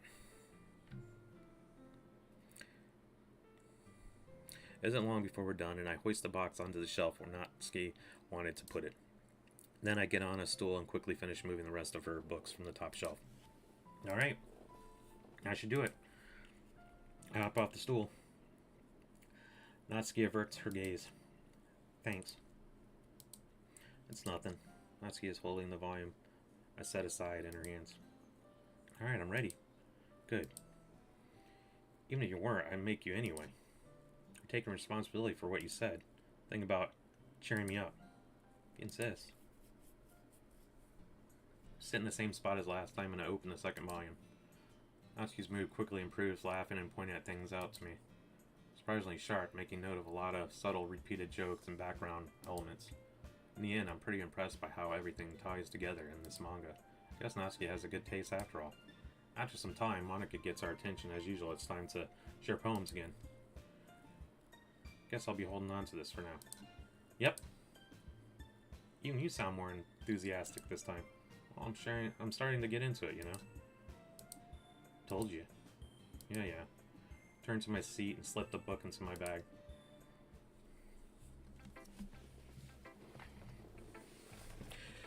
Alright, who should I share the poem with first? Should I just go with Natsuki again? Or should I go with different? Because I think I have to go through all of them anyway.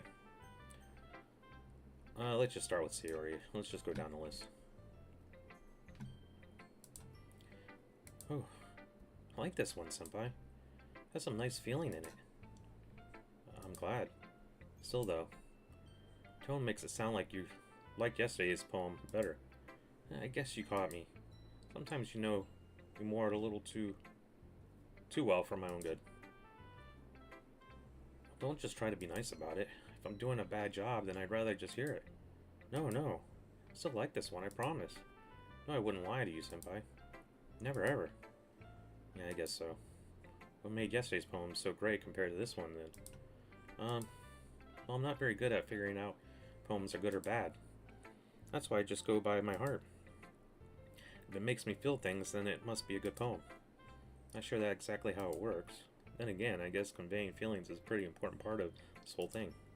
Yeah, maybe. Honestly, I don't even know what kind of writing you like in the first place. Yeah, me neither. Ugh. Why don't you at least try giving it some thought? Oh, you want to write something for me? That's so sweet. Yeah, right. You're always thinking about other people. You need to think about yourself once in a while. True. Oh god, foreshadowing. If you don't, you might end up getting hurt at some point. Well, don't really know what you mean, but I'll try to keep that in mind. Well, whatever. Anyway, let's see. Guess I like happy poems. Wait, sometimes I like sad poems too. Oh, man. Yeah, how'd you like it? Wicked for Good. Heard people saying the first part was better than the second. I thought the first we actually seen Wicked live. That was pretty dope. Is it like streaming yet? Like for free? Like on certain things? Might have to watch it at some point. It was good and you like the first one?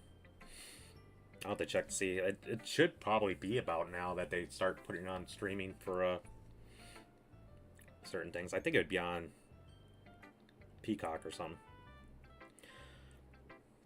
Sometimes a little bit of both. Man, she's explaining depression and anxiety perfectly there. There's a word for that, right? What's the word I'm looking for? Bittersweet. Yeah. I like things that are happy and things that are sad. Happy and sad? Can't see you liking something sad, Siri. Well, I like happy the most. But sometimes when you have a little rain cloud in your head, a sad poem can help give the rain cloud a little hug. Make a nice happy rainbow. Siri, that's unexpectedly poetic. Yeah, it is. Maybe I'm getting better at expressing my feelings after all. Thanks, Senpai. Just go write that down then. You read my poem now, okay? Oh my god, it's a lot. Oh my god. Bottles, I pop off my scalp like the lid of a cookie jar. It's a secret place where I keep all my dreams. Little balls of sunshine all rubbing together like a bundle of kittens. Reach inside with my thumb and forefinger and pluck one out. It's warm and tingling, but there's no time to waste. I put it in a bottle to keep it safe. And I put the bottle on a shelf with all the other bottles. Happy thoughts, happy thoughts, happy thoughts in bottles, all in a row. My collection makes me lots of friends. Each bottle has a starlight to make amends. Sometimes my friend feels a certain way. Down comes a bottle to save the day. Night after night, more dreams, friends after friend, more bottles. Deeper and deeper my fingers go, like exploring a dark cave, exploring the secrets hiding in the nooks and crannies, digging and digging, scraping and scraping. Oh my god, how long is this? I blow dust off my bottle caps. It doesn't feel like time elapsed. My empty shelf could use some more. My friends look through my locked front door. Finally, all done, I open up, and in come my friends. In they come in such a hurry. Do they want my bottles that much? I frantically pulled them from the shelf, one after one, holding them out to each and every friend, each and every bottle. But every time I let one go, it shatters against the tile between my feet. Happy thoughts, happy thoughts, happy thoughts, and shards all over the floor. They were supposed to be for my friends who aren't smiling. They're all shouting, pleading, something, but all I hear is echo, echo, echo, echo in some of my head. Wow. That really took a turn. Holy crap. Exactly. Siri, did you really write this? Of course I did. Didn't I tell you yesterday I was going to write the best poem ever? Yeah, but, I mean, I didn't expect something like this coming from you. Monica taught me a whole lot. Been really in touch with my feelings recently. See that? Well, it's almost kind of creepy. Creepy?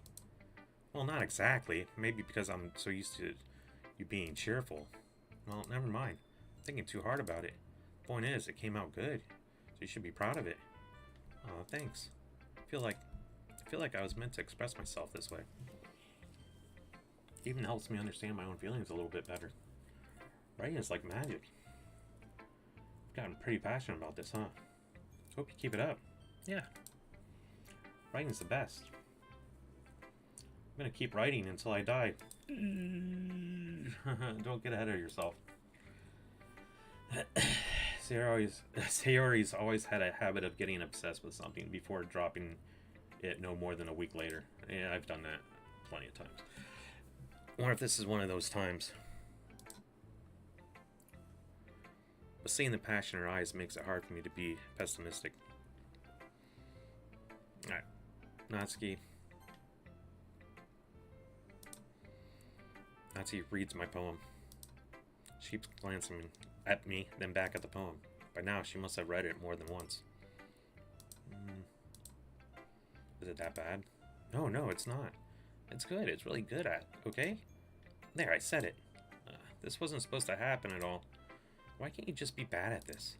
My poems are supposed to impress you, not the other way around. Trying to impress me? Obviously. You think I'd let you enjoy Yuri's writing more than mine? Give me a break. Well, in that case, what's the problem with trying to impress you? I'll tell you. Natsu's face freezes, like she just realized something. You're trying to impress me? Natsuki vigorously scans her eyes over my poem one more time. Then the poem slips out of her hands and flutters to the floor. I have to use the bathroom. Red-faced Natsuki quickly walks out of the room. Hey, senpai. Did you do something to Natsuki? Just saw her rush out like that. You didn't do anything terrible, did you? No. I just told her that. My voice gets hot in my throat. There's no way I can tell Monica that I'm trying to impress Natsuki. Yeah, you don't want to burn bridges, dude. Monica sees the poem lying on the floor and swiftly picks it up. She reads through it, her smile not fading from her face. I see. Wrote this for Natsuki, didn't you? Whoa, caught, dude. I mean, not really. In fact, didn't she like your poem a lot the other day, too? Surprised you know her taste so well already. You sure you're not cheating, senpai? Cheating? What do you mean by that? Never mind, I'm just kidding. Didn't understand Monica's joke at all. Anyway, how do you think Natsuki feels about you? Oh, you don't need to answer that. It's just something for you to think about. Hey. Natsuki comes up and snatches the poem out of Monica's hands. The other sat and noticed her re-enter the classroom. Did you read this, Monica? Of course, I liked it. Should really stop reading things that aren't for you, you know. You have a bad habit of doing that. Huh? Senpai wrote this poem. And we're supposed to share it with everyone, right? Natsuki freezes. She apparently forgot that my poem is technically for everyone to read. Okay, well, I think Senpai's done sharing this poem with everyone. It's not like anyone wants to read this anyway. She's gatekeeping my poem.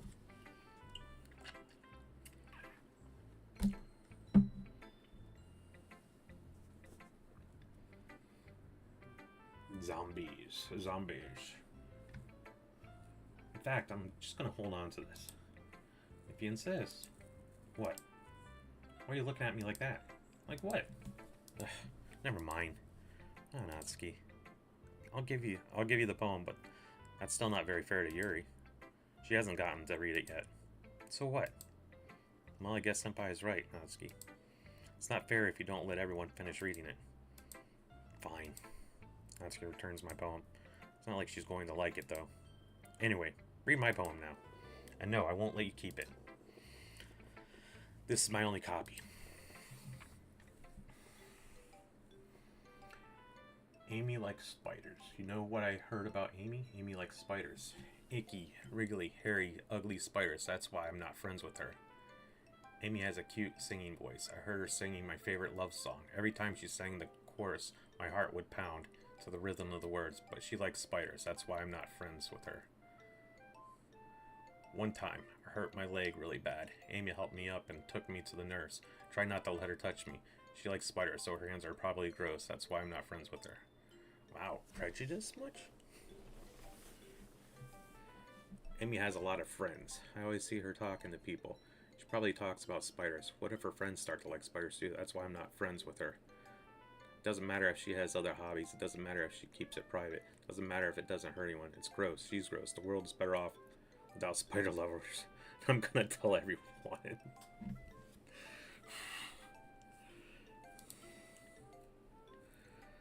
Not bad, right? Quite been a bit longer than yesterday's.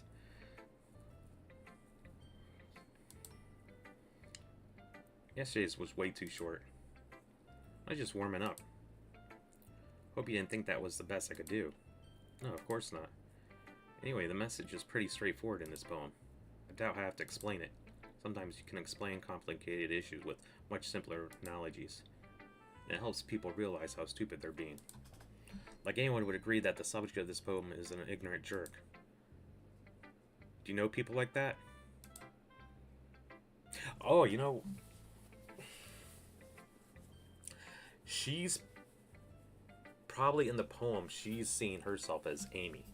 She likes stuff that other people don't like. And in her case, it's like manga and anime and such. And just because of that, they think she's like gross and... Okay, I get that. Yeah, this is my girl right here. That doesn't matter. It can be about anything.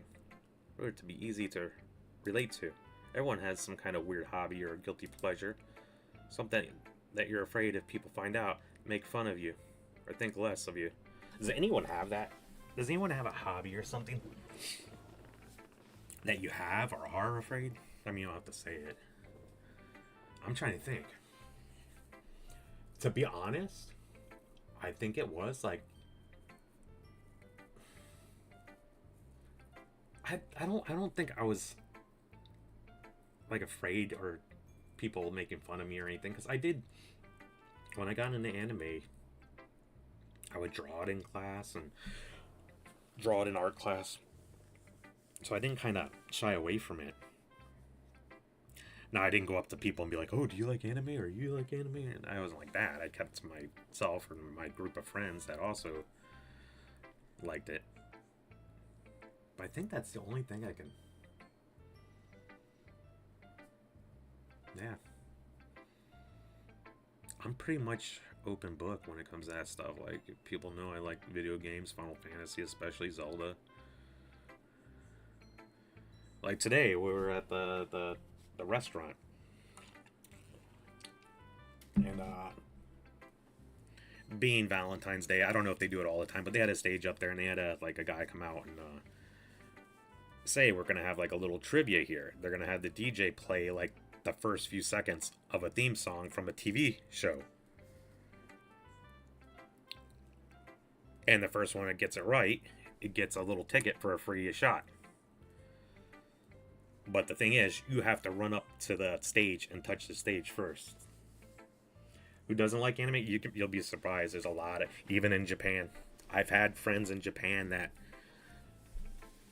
treat people like they treat Natsuki, like just like treat them as like freaks and such. It's crazy. But that's just like, just because it's a thing in Japan that you see all over doesn't mean everyone there loves it. And of course, around the world, not everyone. But there is a big, a lot bigger than back when I got into it. Shoot. I ain't gonna say it. I ain't gonna say it. Back in my day, I had to ride a bike all the way up to the mall I was talking about not too long ago, the other day in Umagari.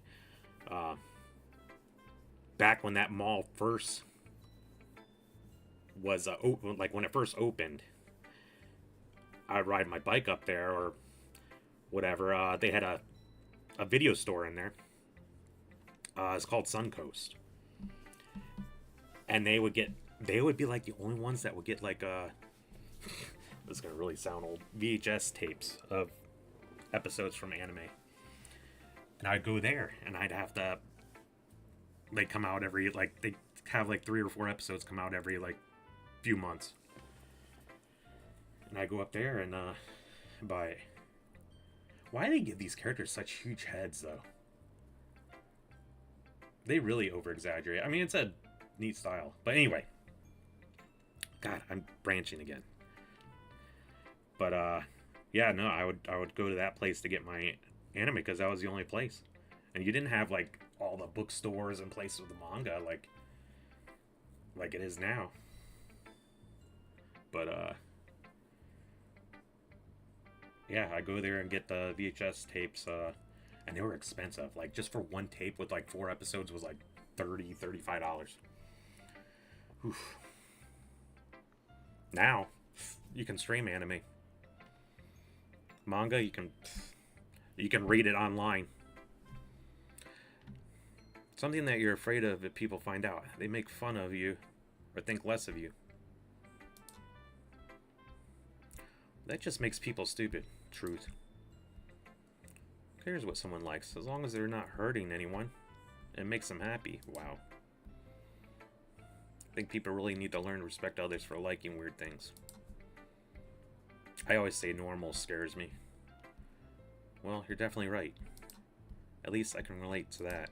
I'm sure a lot of other people can too. You know? Glad you can appreciate this kind of writing. I mean, I know I was talking about that yesterday. I've been enjoying sharing my writing with you, so Just consider yourself lucky, okay? Well, thanks for being honest.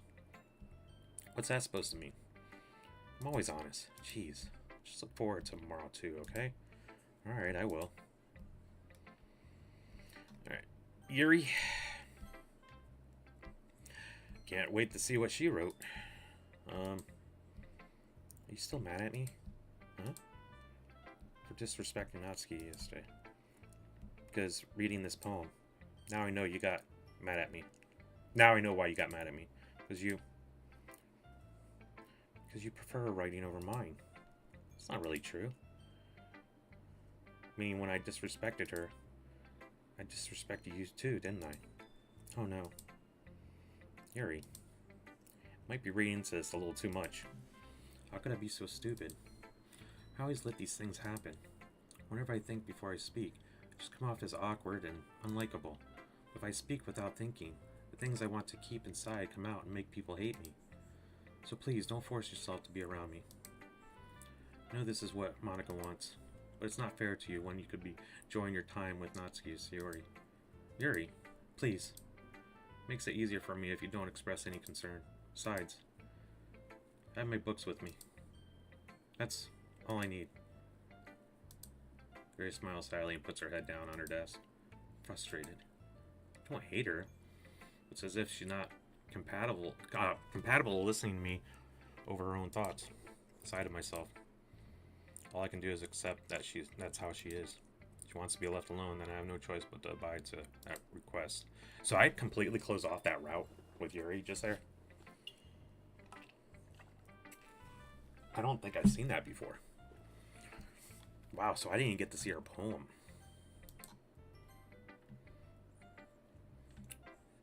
Probably for the best. Hi again, senpai. That was kind of silly with Natsuki earlier, wasn't it?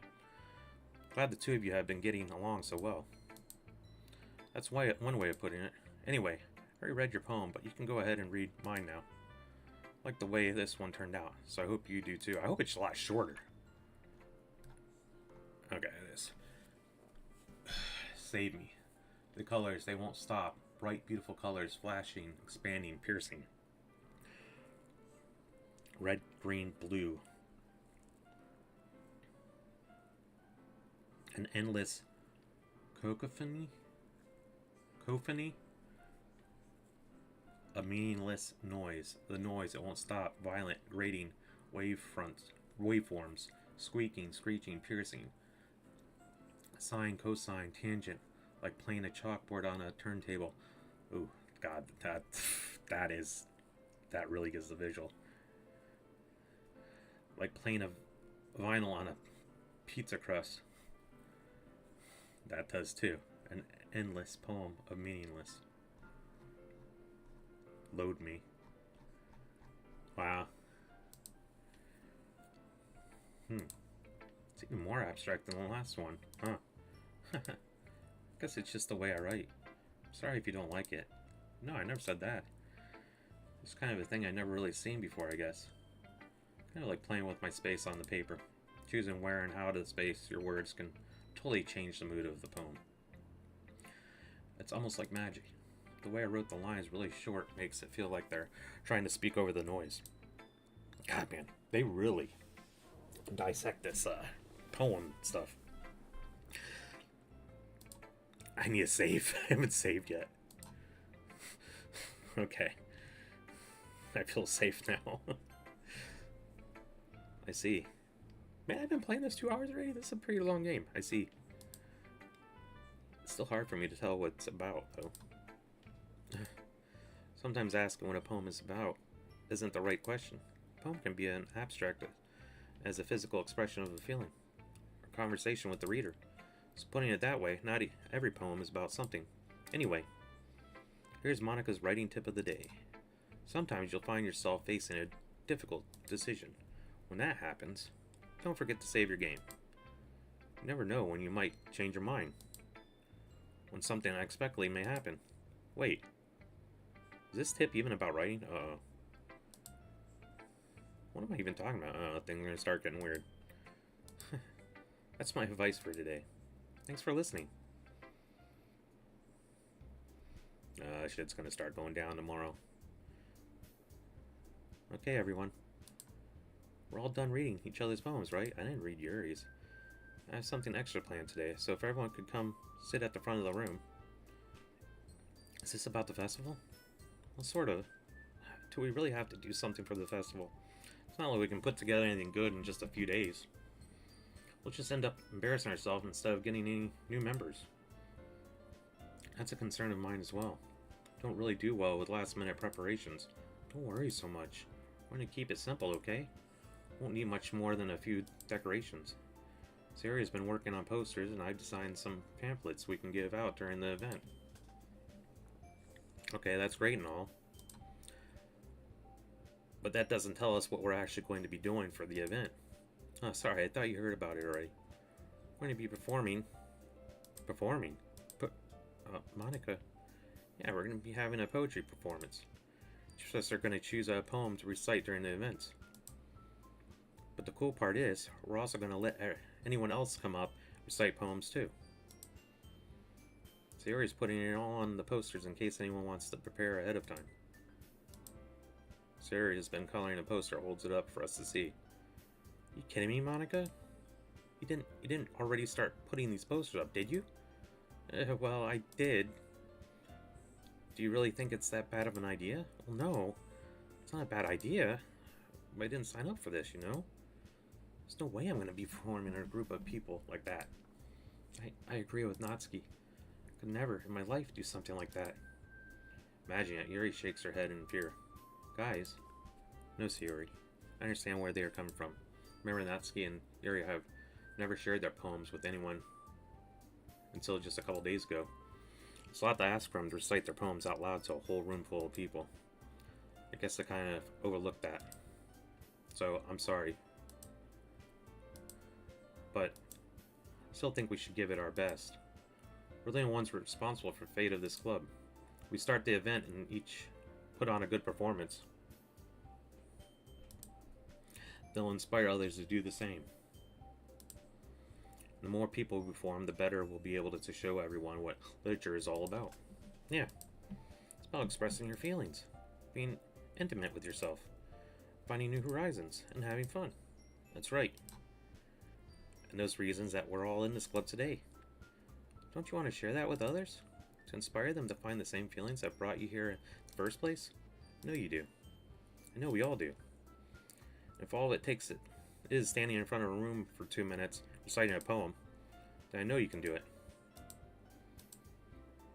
Natsuki and Yuri remain silent. Sayori looks worried. I guess that leaves me to no choice. I agree. I don't think it's too much to ask. I think Sayori and Monica have been trying really hard to get new members. Least we can do is help them out a bit. Well, maybe, but looks like Natsuki doesn't have any arguments left. Okay, fine. Guess I'll just have to get it over with. Alright.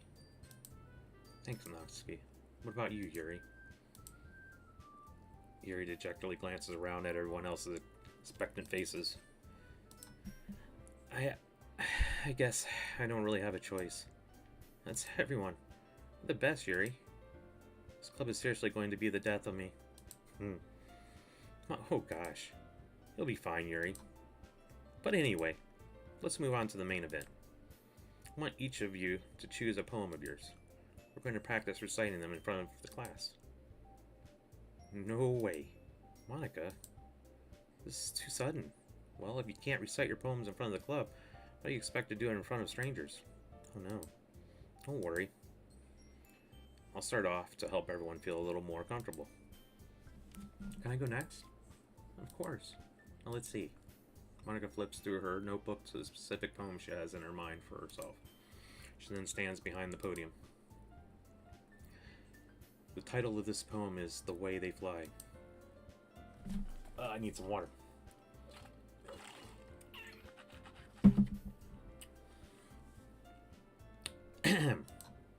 Monica begins her reciting her poem. Her clear, confident voice fills the room. More than that, her inflection is pristine. She knows exactly how to apply emotion behind each line she recites, bringing the words to life. Is this something she's done before, or is she simply a natural? Glance around me. Everyone has their eyes on Monica. Saria looks amazed. Yuri has an intense expression on her face that I don't understand. Finally, Monica finishes the recitation.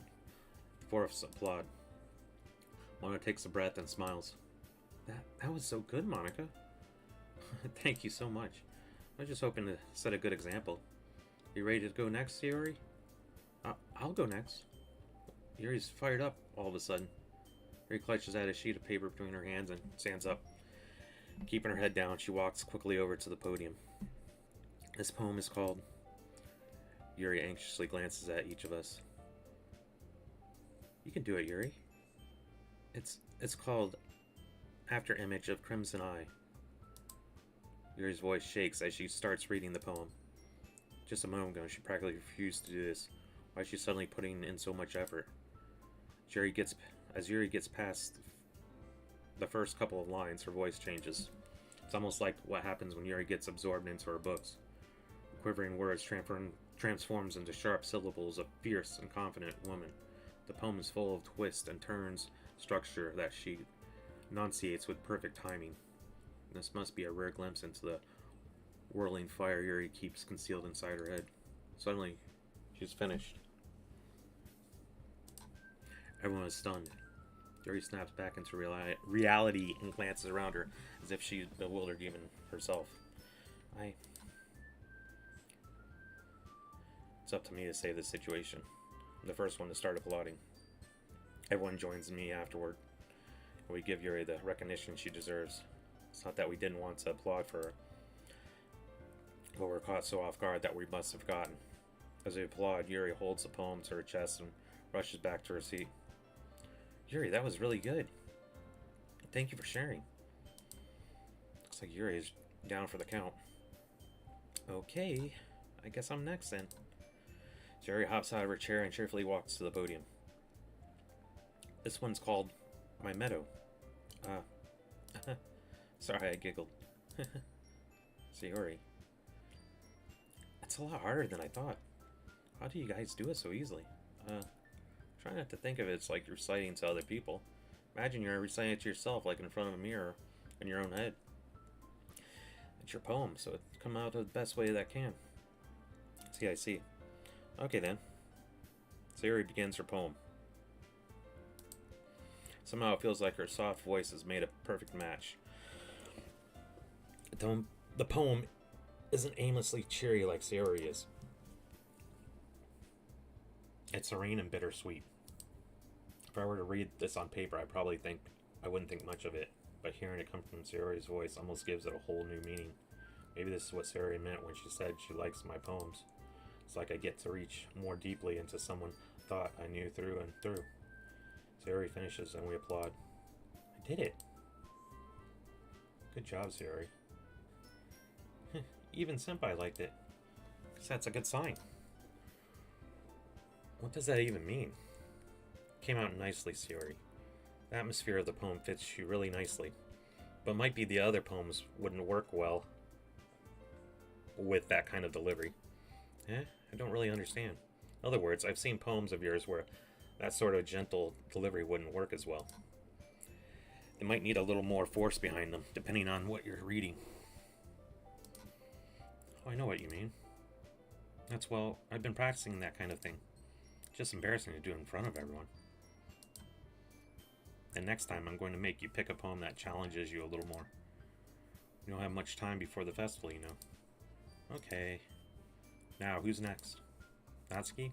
Don't make me go before Senpai.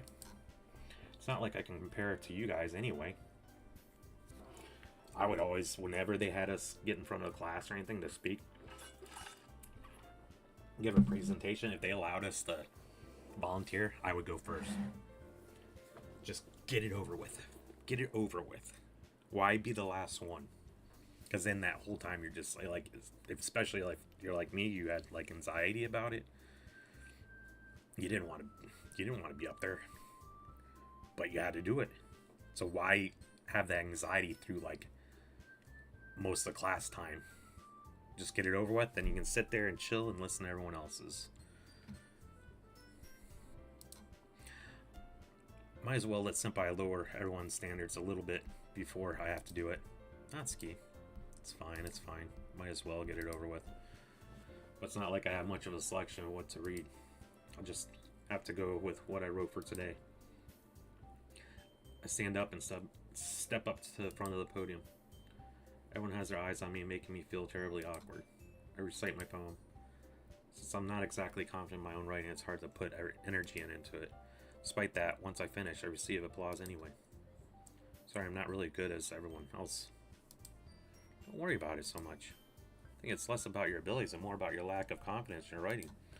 That's something that'll improve over time, though. Yeah, maybe. Alright then. Just leaves you, Natsuki. Yeah. I'm going. Natsuki grudgingly gets out of her seat and makes her way to the podium. The poem is called... Why are you looking at me? Because you're presenting. Anyway, the poem's called Jump. Natsuki takes a breath. Once she starts reciting the poem, her sour attitude disappears a little. While she's still a little unenthused, her poem has a rhythm and a rhyme to it. It's Natsuki's trademark style, and it works surprisingly well when spoken aloud. Words feel like they bounce up and down, as if giving life to the poem. Natsuki finishes and everyone applauds. She hops back into her seat. That wasn't so bad, was it? Easy for you to say. Better not make me do that again. Oh well. Do you at least feel prepared enough to recite a poem in front of the other people? I mean, doing it in front of other people would be way easier. I can put on whatever face I want for other people. But when it's just my friends, it's just embarrassing. That's a surprise, Natsuki. I think it'd be the other way around for me. Well, that's just how it is, so...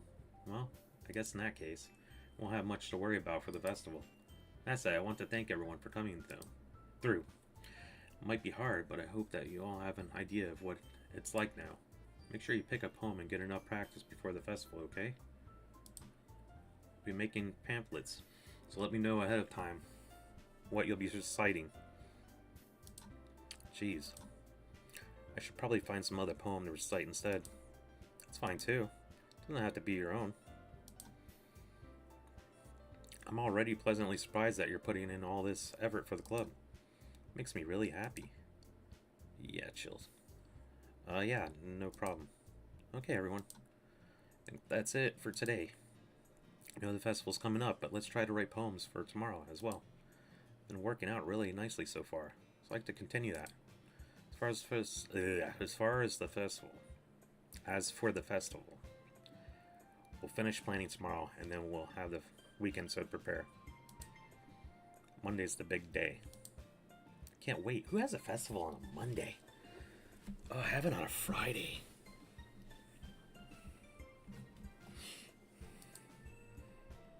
I can do this. Alright. I stand up. There's no way I'll be able to find the same enthusiasm as Yuri and Monica. I'll do my best to get through it. It's for the sake of the club. And impressing Monica. Then I'll have to do my best. Ready to go, Sayori? Yep. Look at you two, always going home together like that. It's kind of adorable, isn't it? Jeez, guys. Don't make such a big deal out of it. Must be a little nice, though. Well, how am I supposed to respond to that? It's okay, Senpai. You don't have to say it. Whatever, let's go already. I walk home with Sayori once more. Even though it's only been a few days, a lot of things have already changed. But today, Sayori is being a little quieter than usual on her way home. Hey, Sayori. Sorry, I was spacing out. No wonder. I was thinking about something from earlier. I like how we get to... Sayori fumbles with her words. So let's just say that one day Natsuki asked you to walk home with you. Huh? What would you do? What kind of question is that? Kind of putting me on the spot here. Well,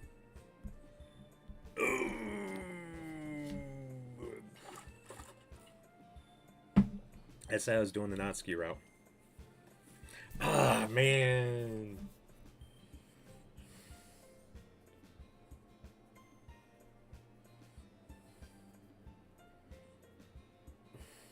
God, why? I know it's just a game, but I hate hurting people's feelings. I'm going to Natsuki route. This is gonna depress her. Walking home with Natsuki, huh? Why does the thought of that make my heart pound? Oh boy. I mean, I think I'd be afraid of what she'd do to me if I turned her down. Isn't she so cute and fun to be around? That has nothing to do with what I just said. You admitted it. Jeez. There's not even any point in speculating something that's never going to happen. Well, maybe. I just like to think about it. It's not long before you won't need me anymore, you know? Need you? Sayori. Can't figure out how you're saying things in your head right now. Sorry. Everyone is different. Nobody in the club is a replacement for you. If you say so. The conversation trails off and I'm left feeling awkward. Alright, let's save there. Oh man, I don't know if I'm gonna be able to continue this.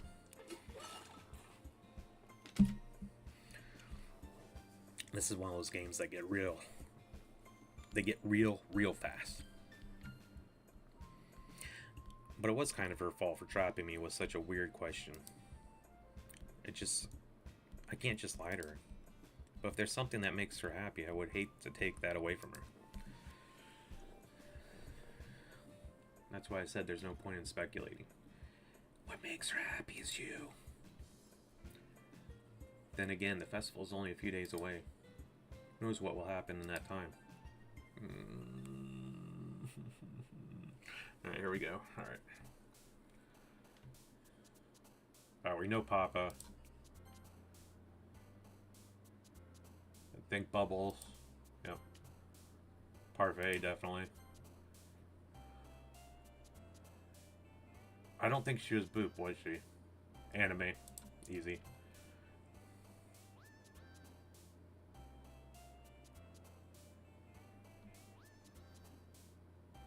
Contamination, Extreme, Massacre, Sing, Rose.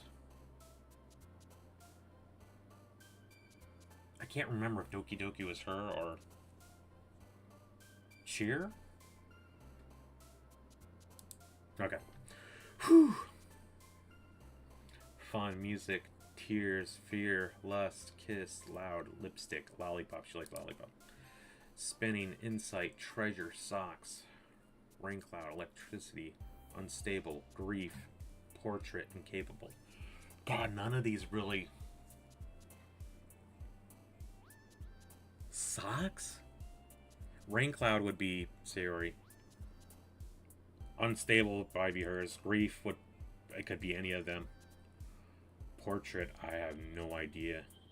Incapable. These all look like Yuri or Sayori's. I'm thinking either spinning or socks. Treasure?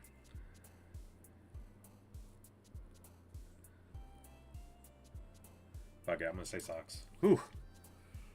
Romance, empty, sweet, disown, unrequited, awesome, sadness, infinite, jump, laugh.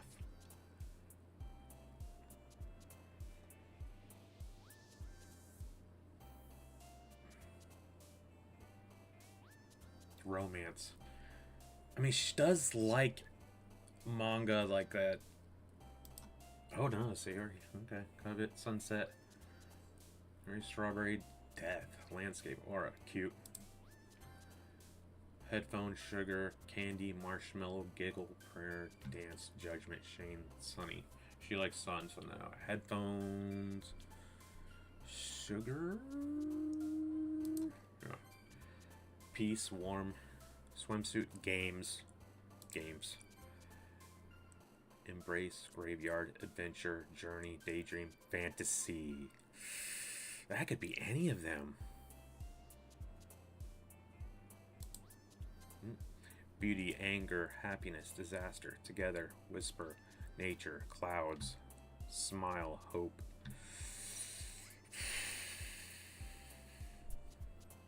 I think this is a...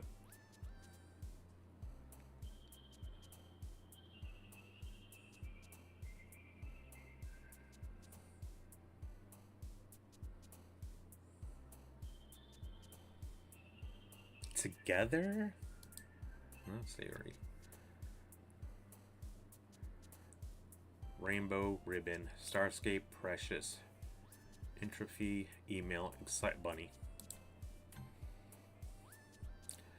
Vanilla, hurt, uncanny, fulgent, I don't know, intellectual, comfort, kawaii, sticky, cheeks, calm, skirt, joy, I think skirt was hers, shiny, pout, variance, existence, misery, forgive,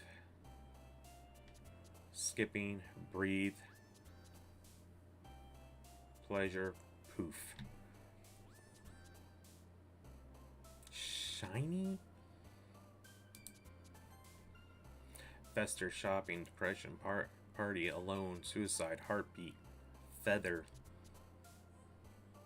disoriented, imagination.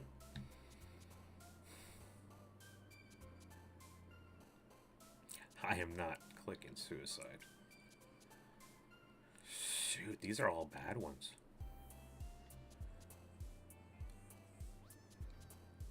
I'm gonna say heartbeat. Okay. Ambient, sensation, misfortune, disarray, bouncy, vivacious, jumpy, horror, charm, atone.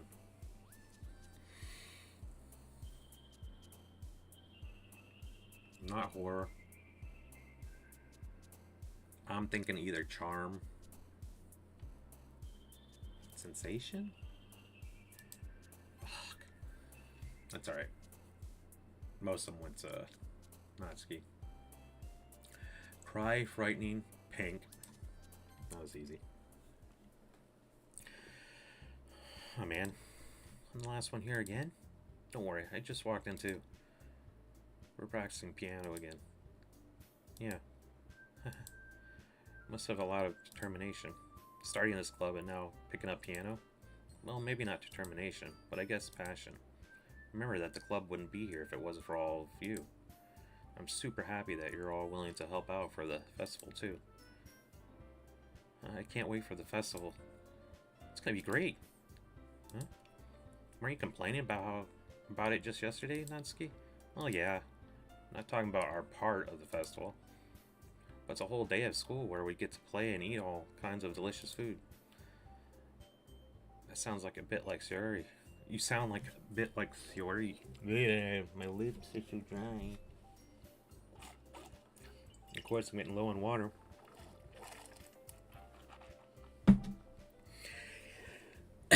You sound a bit like Sayori all of a sudden. Monica, do they usually have fried squid? Squid. Takoyaki. That's a pretty specific thing to look forward to. Come on. You saying you don't like squid? You of all people? I didn't say I don't like it. Besides, squid tastes like fucking rubber. Rubber. It takes... Like... I was about to say if you ever were a kid.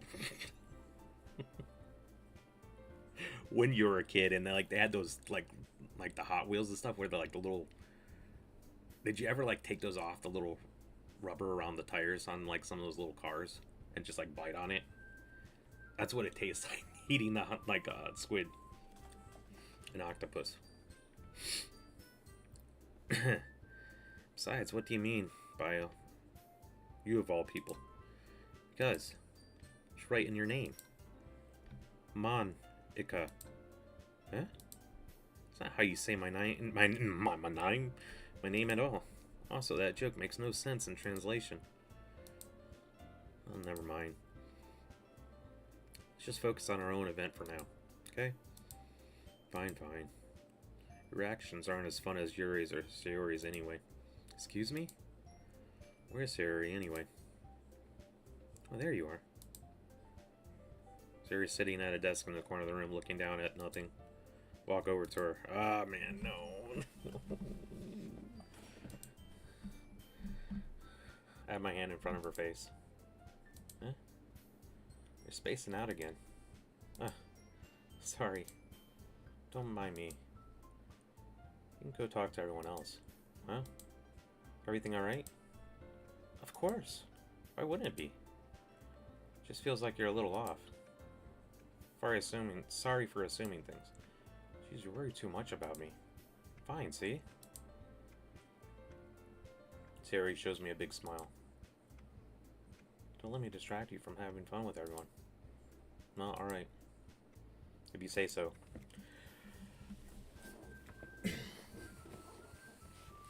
I worriedly glance at Sayori before turning back towards everyone else. But the conversation has already dispersed with everyone back at their usual activities. Maybe I should ask Monica if she noticed anything about Sayori recently.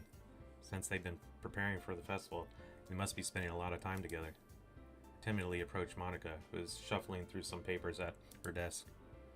Senpai, what's up? Hey, this might sound a little strange, but you noticed anything up with Sayori recently? Anything up with her? What way do you mean? Maybe I'm reading into it a little too much, but she seems a little bit downcast today. Oh, you think so? Can't say I've noticed anything about her. Monica peers across the room at Sayori, who's idly dragging a rubber eraser up and down her desk. Maybe there is something on her mind. But I'm surprised I'm not the one asking you, Senpai. You certainly know her a lot better than I do. Yeah, but she's never really like this. She's always talked to me about things that bothered her. This time, when I asked her, she was really dismissive. Sorry, I know it's not your problem. Just wanted to ask you if you knew anything. So I'll drop it now. No. It's important to me too. I mean, I'm also friends with her. I also care about the well-being of my club members, you know. Maybe I'll try talking to her myself. Are you sure about that? She seems like she wanted to be left alone. Are you sure? Maybe she just had a hard time bringing it up with the person of interest. Person of interest? What do you mean by that? Saying that maybe the thing on her mind is you, Senpai. Me? How on earth would you come to that conclusion? Well, probably shouldn't say too much, but Sayori talks about you more than anything else, you know. She's been so much happier ever since she joined the club. Oh god, I'm getting tired. It's like an extra light was turned off inside of her. What? No way. Sayori is always like that. She's always been full of sunshine. It's not any different now than it has been. So funny, Senpai. Have you thought that maybe you've always seen her as so cheerful? Because that's just how she is when she's around you? Nah, I said too much. I'm sorry. What do I know anyway? Didn't mean to jump to conclusions. So you should just forget about what I said. I'll try to talk to her. Just try not to think about it for now. Alright. Monica smiles meaningfully. I know she said to forget about it. But I already know I won't be able to get her words out of my head. Monica stands up at her desk and walks across the room to where Sayori is sitting. Watch her kneel down next to Sayori and gently talk to her. But she keeps her voice so quiet that I can't hear her from here. I sigh and sit myself down. Oh, it's gonna get real. I know Sayori told me not to worry about her and to have fun with everyone else. That's impossible to do when she's behaving like this. Exactly how much do I care about her that I'm letting this weighs me down so much? Now it feels like I'm the only one behaving out of the ordinary. But there's nothing I can do besides wait for Monica. Hey, you. Huh? I looked up to see Natsuki next to me. Are you just gonna sit there and keep staring at nothing? There isn't that much time, so... I'm sorry. Didn't mean to make you worry or anything. It's not like I'm worried. It was just... Natsuki glances down at her side. She's holding a volume of manga in her hand. That's right. Something just came up for a minute. But we can get started now. I won't make you wait any longer. Jeez. Now you're making me feel like a jerk. If something's bothering you, then you can just tell me to leave you alone, and I will. I mean, assume you didn't feel like talking about it or anything. She practically mumbles that last part. Nah, I'm probably making it seem like a bigger deal than it is. I've just been thinking about Sayori, that's all. Sayori? Thinking about her? Yeah, she seems pretty down today. But she didn't want to admit it to me. So I can't help but wonder if something's happened to her. Oh. Natsuki exhales. Well, first of all, you should really work on your phrasing. But anyway, you're her best friend, right? Yeah, I guess so. Yeah. But in that case, I think you should trust her a little more. If she needed you, then you'd be the first person she would go to, right? Well, I guess that's true. I mean, some people just have those days. You can't always avoid it. If anything, she probably doesn't want you to worry about her because it's not important. Yeah, that's kind of what she said to me. Maybe it's not right for me to go against her wishes. Exactly. She needs you to worry about her. It'll be a lot more obvious. Yeah. I should have thought of it that way from the start. Natsuki fiddles with the book she's holding in her hands. She surely means a lot to you, doesn't she? Don't get the wrong idea or anything. We've just been friends for a long time. It's normal to be worried about your friends. I mean, you were worried about me, so... I was not. Jeez, if you're fine, let's hurry and get started already. Yeah. Yeah. I seem to say that a lot to her. Yeah.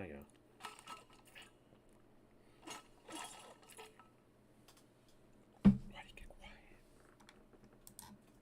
Oh, that scared me. Okay, everyone.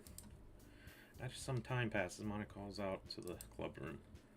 Why don't we share our poems now? Before I know it, everything's back to normal. Everyone goes to retrieve their poems, and I do the same. Make eye contact with Monica, and she smiles at me. I wonder what she's talking about with Sayori.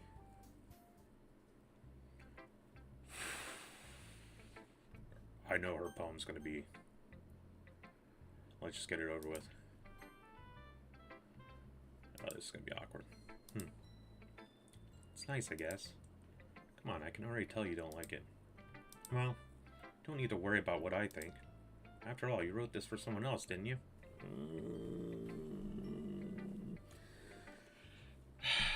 Make me feel guilty. Probably Natsuki. Didn't write this for anyone specifically. Maybe. That's not really what I meant, though. But it's okay. We're making new friends, just like I was hoping. That makes me really happy. You're happy too, right? In this club. Well, of course I am. Good. It's all that matters to me. Thank you, Senpai. Sayori, is there something wrong? Huh? No, nothing. I'm just a little tired today, yeah. Alright. Just tell me if you need anything. I will. Don't worry about me, okay? You can go play with everyone else now. If you insist. I didn't get to read her poem. I'm gonna go home a little bit earlier today. Sayori? Tell Monica I wasn't feeling well, okay? I'll see you tomorrow. Before I can say anything, Sayori cheerfully walks out of the classroom humming to herself. Oh, man.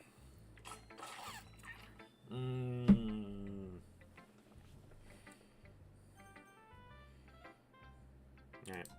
Natsuki. Let's see. You're certainly enthusiastic today. Of course. You know I like your writing. I'm just surprised. It seemed like you had a lot of trouble admitting that before. Well, of course. Just had to put you in your place a little bit. It's not like I was shy or anything stupid like that. Or jealous. I really wasn't jealous. Just because you happen to be a good writer? That's such a dumb thing to get jealous about. Natsuki, what?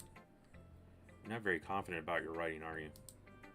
Huh? What are you talking about? My writing is obviously the best, right? Took me a while to figure it out, but I think I finally did. Maybe Natsuki acts so arrogant because she's trying to make up for her own insecurities.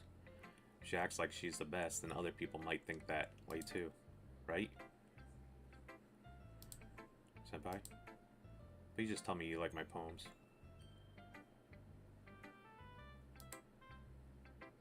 I don't care if you hate them. Just please tell me I'm the best. I just really need to hear that from someone. I know I sound stupid, but there's a reason I never shared my poems before this. Natsuki.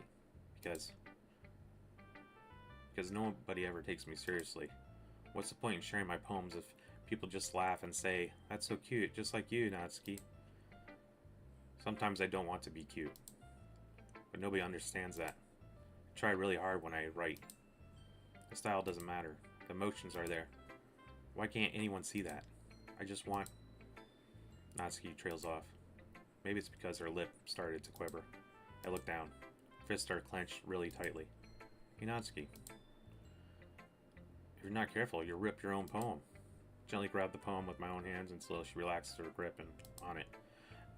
I place it flat on the desk and smooth out the wrinkles that she put into it. Don't read it! Before I can pick it back up, Natsuki snatches the poem up from the desk. It's not any good. I know you hate my poems. Damn! Why is everyone... See? Their club was doing fine before they put me there. I'm a virus. I'm just like poisoning all these girls like against each other. So you don't have to read this one, okay? But I want to read it. Why? Because I like your poems. Really do. Why would I judge you for your style? It's not like my own style is anything crazy. I mean, it's true that the first time I read one of these poems, I didn't look much into it. But I know you're better now. It's wrong for Yuri to think your style is more amateur than hers. Sayori, she always means well. Sometimes she's so focused on simple happiness that she doesn't understand what people really want. Yeah, I guess I never really thought about how hard it is for you. I'm sorry if it's part of that problem. I understand now. Not just cute. A lot more than that. Natsuki, you're doing it again. Once again, Natsuki clutches her poem a little too hard. She looks down, hiding her eyes from me. I never realized how difficult this was for her. Finally, she forced herself to extend her arms and set the poem on the table. You can read it. Just turn that way. I don't want you to look at my face right now. Okay, I will. It's probably like a love poem. Because you. Tomorrow will be brighter with me around, but when today is dim, I can only look down. My looking is a little more forward because you look at me. When I want to say something, I say it with a shout, but my truest feelings can never come out. My words are a little less empty because you listen to me. When something is above me, I reach for the stars, but when I feel small, I don't get very far. My standing is a little bit taller because you sit with me. I believe in myself with all my heart, but what do I do when it's torn all apart? My faith is a little bit stronger because you trusted me. My pen always puts my feelings to the test. I'm not a good writer, but my best is my best. My poems are a little bit drearier because you think of me, because you. Yep. Why are you looking at me like that?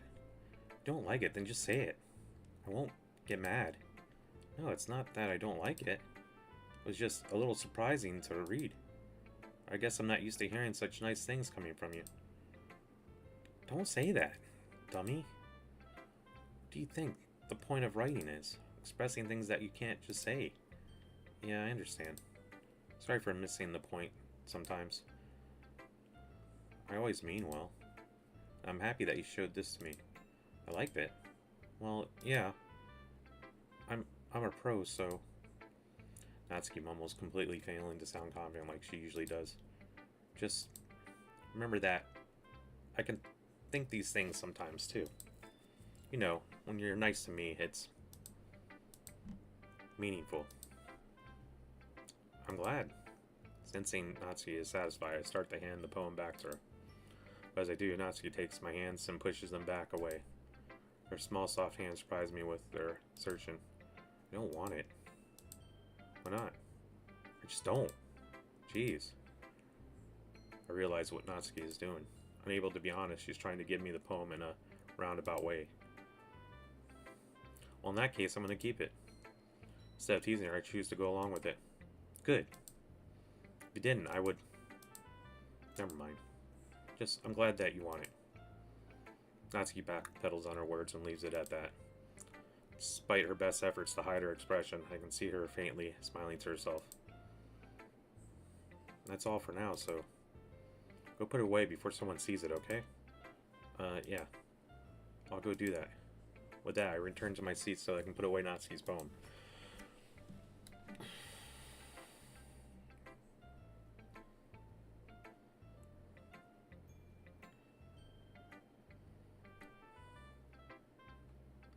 Who should I guess we'll go with Yuri. This is gonna be awkward. Yuri doesn't look too enthusiastic about spending time with me. I guess if she changed her mind, she'll come to me. I should leave her be for now. So I completely shut that. I shut down the Sayori route and the... Damn, I didn't think that was possible. Hi, senpai. Have you thought about what you want to submit to perform at the festival? Well, being in this club is one thing, but performing in front of a bunch of us people, I'll have to get it some more thought. Okay, no pressure.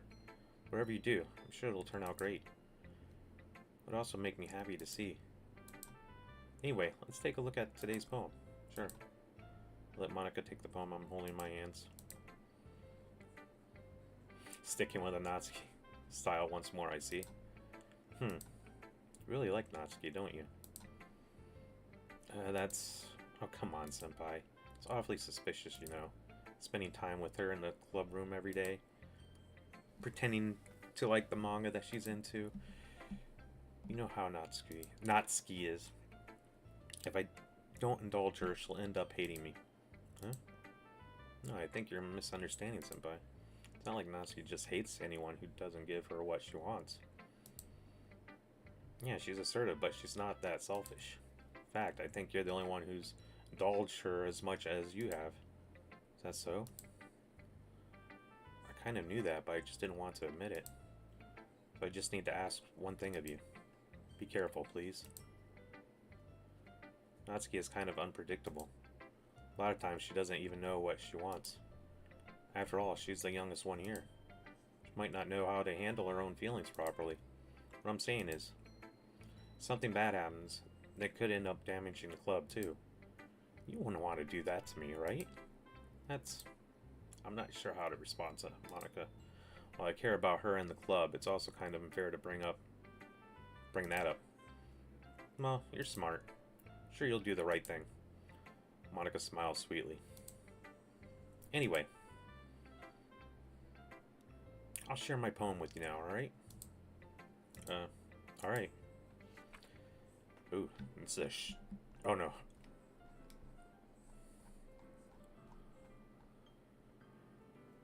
Jesus, she'd write a whole fucking novel.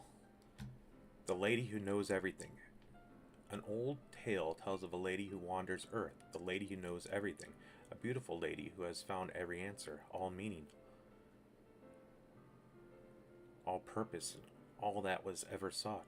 And here I am, a feather, lost adrift the sky, victim of the currents of wind.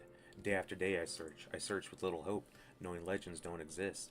But when all else has failed me, when all others have turned away, the legend is all that remains, the last dim star glimmering in the twilight sky. Until one day, the wind ceases to blow.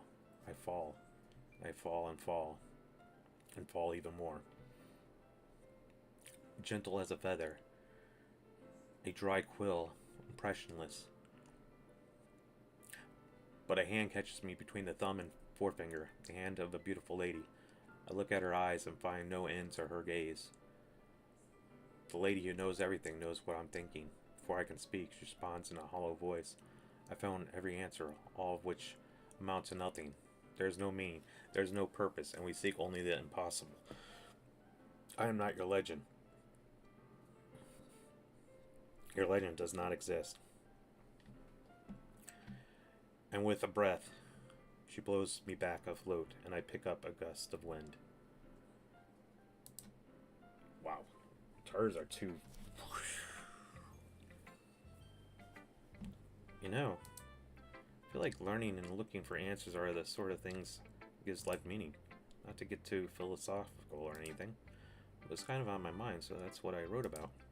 I say, I really put much thought into it. In a way, it's almost paradoxical. Because if we had all the answers, wouldn't the world start to lose its meaning? You know, there's one thing I noticed. It seems like everyone in the club prefers writing about things that are more sad than happy. Yeah, it does seem like that. Are you surprised? I mean, if everything was okay, wouldn't really have anything to write about, would we? True. No, not necessarily true. People write stuff for happy things. But yeah, it seems like people tend to write more about tragedy and such emotions. Humans aren't two-dimensional creatures. I think you know that better than anyone. You mean one-dimensional? Yeah, that. Anyway, here's Monica's writing tip of the day. Oh boy, I can't wait to hear this one. Are you ever too shy to share your writings because you're afraid it's not that good? It can be really disheartening to get a lukewarm response to something you put so much into. But if you find other people who enjoy writing, then sharing becomes a lot easier.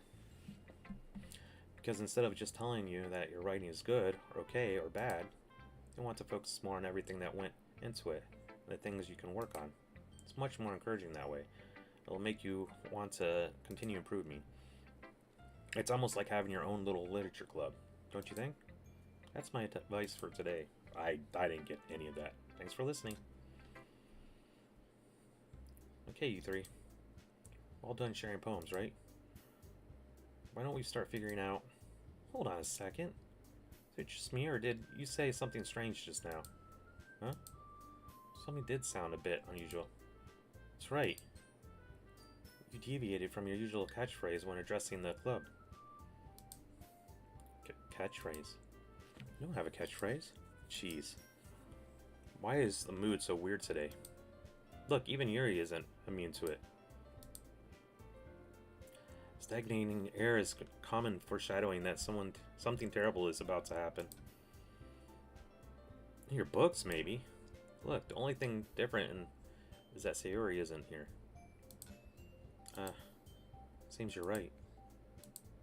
Sayori always helps lighten the mood a little bit, doesn't she? It's almost like everyone's balance is thrown off a little when she's not around. Where the heck did she run off to, anyway?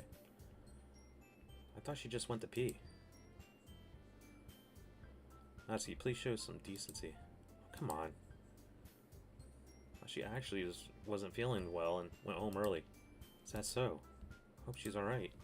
Seriously? Of all the times to not go home with her, pick the time she's not feeling well?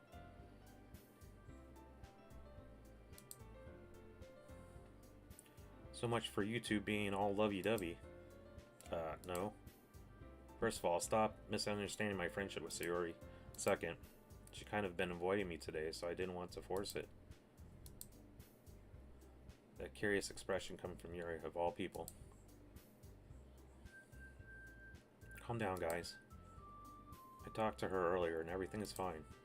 What did she say? Anyway, you need to figure out the rest of the festival preparation. She just blew that off like nothing. So, let's decide what everyone will be doing this weekend. I already know what I'm doing. That's right. Natsuki will be making cupcakes. But we need a lot of them, and different flavors. Can you handle that all by yourself, Natsuki? Challenge accepted. And as for myself, I'm going to be printing and assembling all the poetry pamphlets. Sari will be helping me design them. As for Yuri, you can... Guys, can you help me come up with something for Yuri? I'm useless. No, that's not it at all. You're the most talented person here, you know? Now Natsuki's pouting too? Jeez. Even I can tell now. I guess I never gave Sayori enough credit, but I can tell things are even harder on you when she's not around. That may be the case. But if I can also be a leader on my own, if I can't be a leader on my own, I won't grow as a person. So Yuri, you have beautiful handwriting, you know? So you should make some banners and decorations to help set the atmosphere. Atmosphere? What about that? I love atmosphere. Yuri's expression suddenly changes as she stares at her desk and focus and starts lying to herself. Her mind is already erasing, I see. That's great. Be wonderful. Help, Yuri. But anyway, that just leaves you, Senpai. One who is truly useless. Don't say that. In fact, both Natsuki and Yuri have some pretty heavy tasks to handle. Oh boy, they're gonna give me... So they're still not killing the route. In some ways. It'd probably go a long way to give one of them a hand. You could always help me out as well. Oh, I could pick her too. I would be really appreciative of that.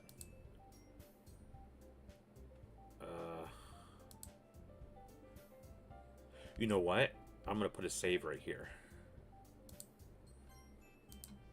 Because that's like a big decision spot. That's... Is Monica suggesting I spend the weekend with one of my club members? How on earth are you going to respond to a suggestion like that? I suppose I wouldn't mind a bit of help. Well, even if you don't know how to bake, there's always some dirty work I could give to you. It's not like Monica's gonna give me a choice, and you shouldn't be sitting on your butt anyway. Natsuki tries to mumble a bunch of excuses like that. If I recall, Natsuki, you mentioned that you would like to handle the baking on your own. Senpai may not like to be around you if you only make him out to be a nuisance. So therefore, it may be more suitable to assisting with the decorations. Hold on, I never said that. How hard could it be to make a few decorations anyway? Sounds more like you're just making an excuse for Senpai to... What are you saying? It'd be extremely ridiculous work. And baking isn't. Just what do you think? Guys, settle down for a moment. In the end, I think it's up to Senpai to decide how he'd like to contribute. Besides, he hasn't really gotten the chance to spend any time with me yet, you know? So I'm sure he's interested in... You literally just said. I'm surprised as well. Sorry. I was just saying, though. Jeez. Can we just settle this already? Yeah. Senpai, you're okay with this, right? In the end, it's up to you. Okay, let me save here, of course. Very well. In that case, everyone looks straight at me. You can pick Sayori here?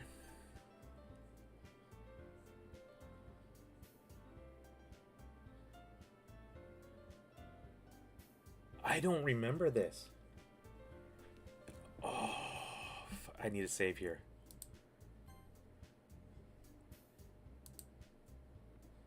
Yeah, overwrite that. Okay.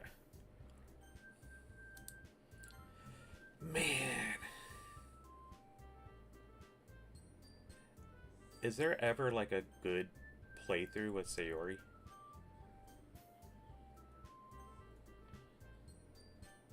I don't think I've seen all the routes.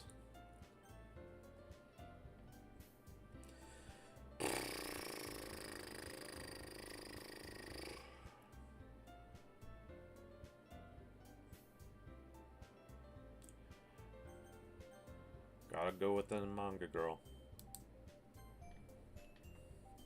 Well, baking sounds like it could be fun. Meanwhile, they're like, yeah, big surprise. You guys made it sound like a lot of work, so it could probably use 2 people. Don't worry. Baking is a ton of fun. I definitely agree. Just a minute ago, you were saying that. That's because... Never mind, okay? Well, anyway. You'll be fine by yourself, right, Yuri? Of course. I'm used to it, after all. This makes me feel so horrible. I'm the dude that like tries to make everyone in the room feel comfortable. I don't like disappointing anyone. Alright. That's good. Even though Yuri is being melodramatic, it's a little hard to not feel bad. So that's everything, right? Anything else we need to talk about? No, I think that's it. Are you guys excited? Yes. Everything except the performance is going to be awesome. I don't think that really counts. What about you, Senpai? Me? I guess you could say I'm interested to see how it'll turn out. That's good enough for me. What about you, Yuri? Yuri? She's still sulking. Natsuki starts pouting too. It's not... I mean, it's not that big of a deal or anything. Well, it might not just be just that. I think that Yuri might just be feeling a little underappreciated in the general. Having to come up with something for her to do and then nobody offering to help. It doesn't mean... Natsuki glances back and forth between everyone. Man, this is so freaking awkward. I'm talking about this right in front of him. Natsuki glances back and forth between everyone with a worried expression. Look. Natsuki goes over and puts her head down on Yuri's shoulder. Yuri, you really are the most talented one here. And you're going to help make the event a lot more fun and welcoming. I mean, the cupcakes will probably help a lot too. But you're going to make the atmosphere special. That'll be really important for the way that people feel during the performances. So, you need to stop being dumb and give yourself a little more credit. Natsuki releases her hands and turns around to face the other direction. You didn't really mean that, did you? Not really, but Yuri isn't the only one. Surprise. Monica and I are also taken aback by Natsuki's words. Natsuki, of all people, to be saying such encouraging things.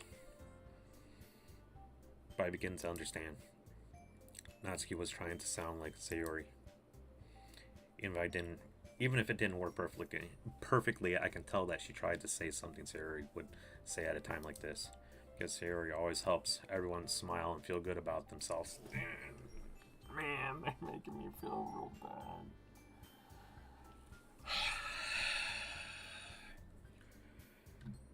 Man.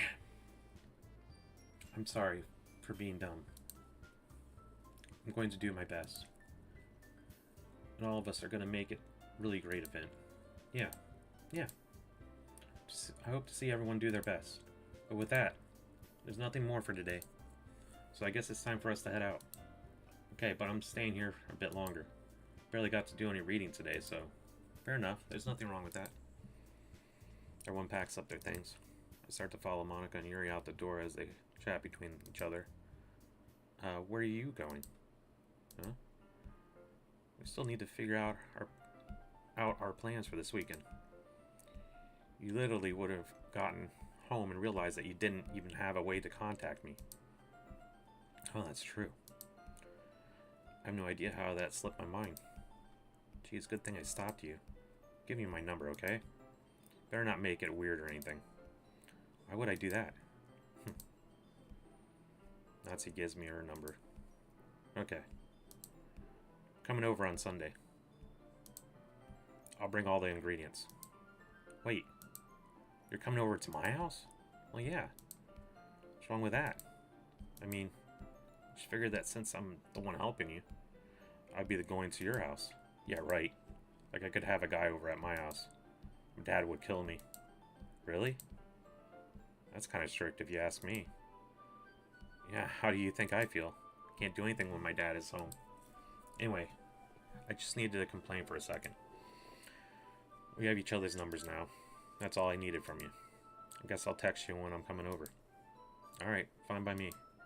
Yeah.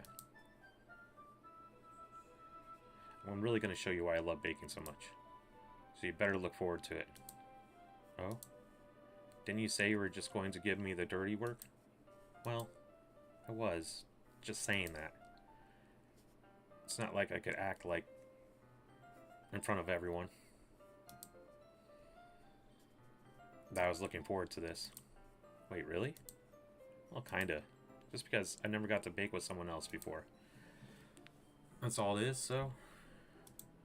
Alright, I get it. Sorry for overreacting. Anyway, I'll be heading out soon. See you on Sunday. Never mind. Can't believe this. Natsuki is going to be coming over to my house on Sunday? My anxiety shoots through the roof. Even though I have gotten pretty used to handling her at this point, there's no telling what might end up happening when we're outside of school. More than that, she told me that she was looking forward to it. God. High schoolers. Was this the chance I had to make something happen between us? Or is it too early for that? Only time will tell. Until then, I won't be able to take my mind off it. Seriously can't wait.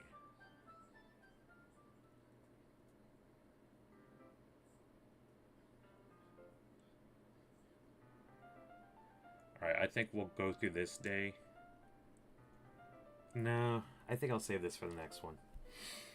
Next one's gonna be very emotional. I don't know if I can't. I definitely can't get through that right now. Where am I at? Oh yeah, 3 hours. Yeah, I'm gonna save it for now. And we'll continue. Probably not for a few days though. It might be actually closer next weekend because I'm hoping to start today, later today. My Poppy Playtime Marathon, all 4 chapters. Maybe I can do it in a day. Depends on how committed I am and how much sleep I get. But I don't know. If I can get up early enough tomorrow, I will try to start it earlier. But it could start later in the day and bleed late into the night, and then I'll have to continue it Monday or Tuesday, leading up to Wednesday, which will be Poppy Playtime Chapter 5. As soon as it drops, I'm going to try to get on here and stream it all day until I'm done. Hopefully it won't take all day. Hopefully I can beat it within like 4 or 5 hours, but we'll see. Anyway, I am going to end this stream now. You all take it easy. And thank you for the likes. Appreciate it. Thank you all for being here. My camera go up? It did.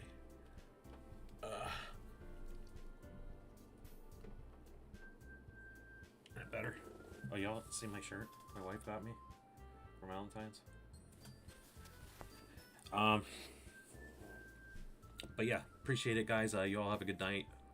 I'll probably be on sometime later today with Poppython. So look forward to that. Appreciate everything. Appreciate all the shares, likes, gifts, subs, followers. Again, I'm on YouTube, TikTok, and Twitch again. If you haven't already, please go on over there, give me a follow, give me a sub, like, don't like, comment, let me know what's up. You all have a good night. Be safe. I'll see you soon. Peace.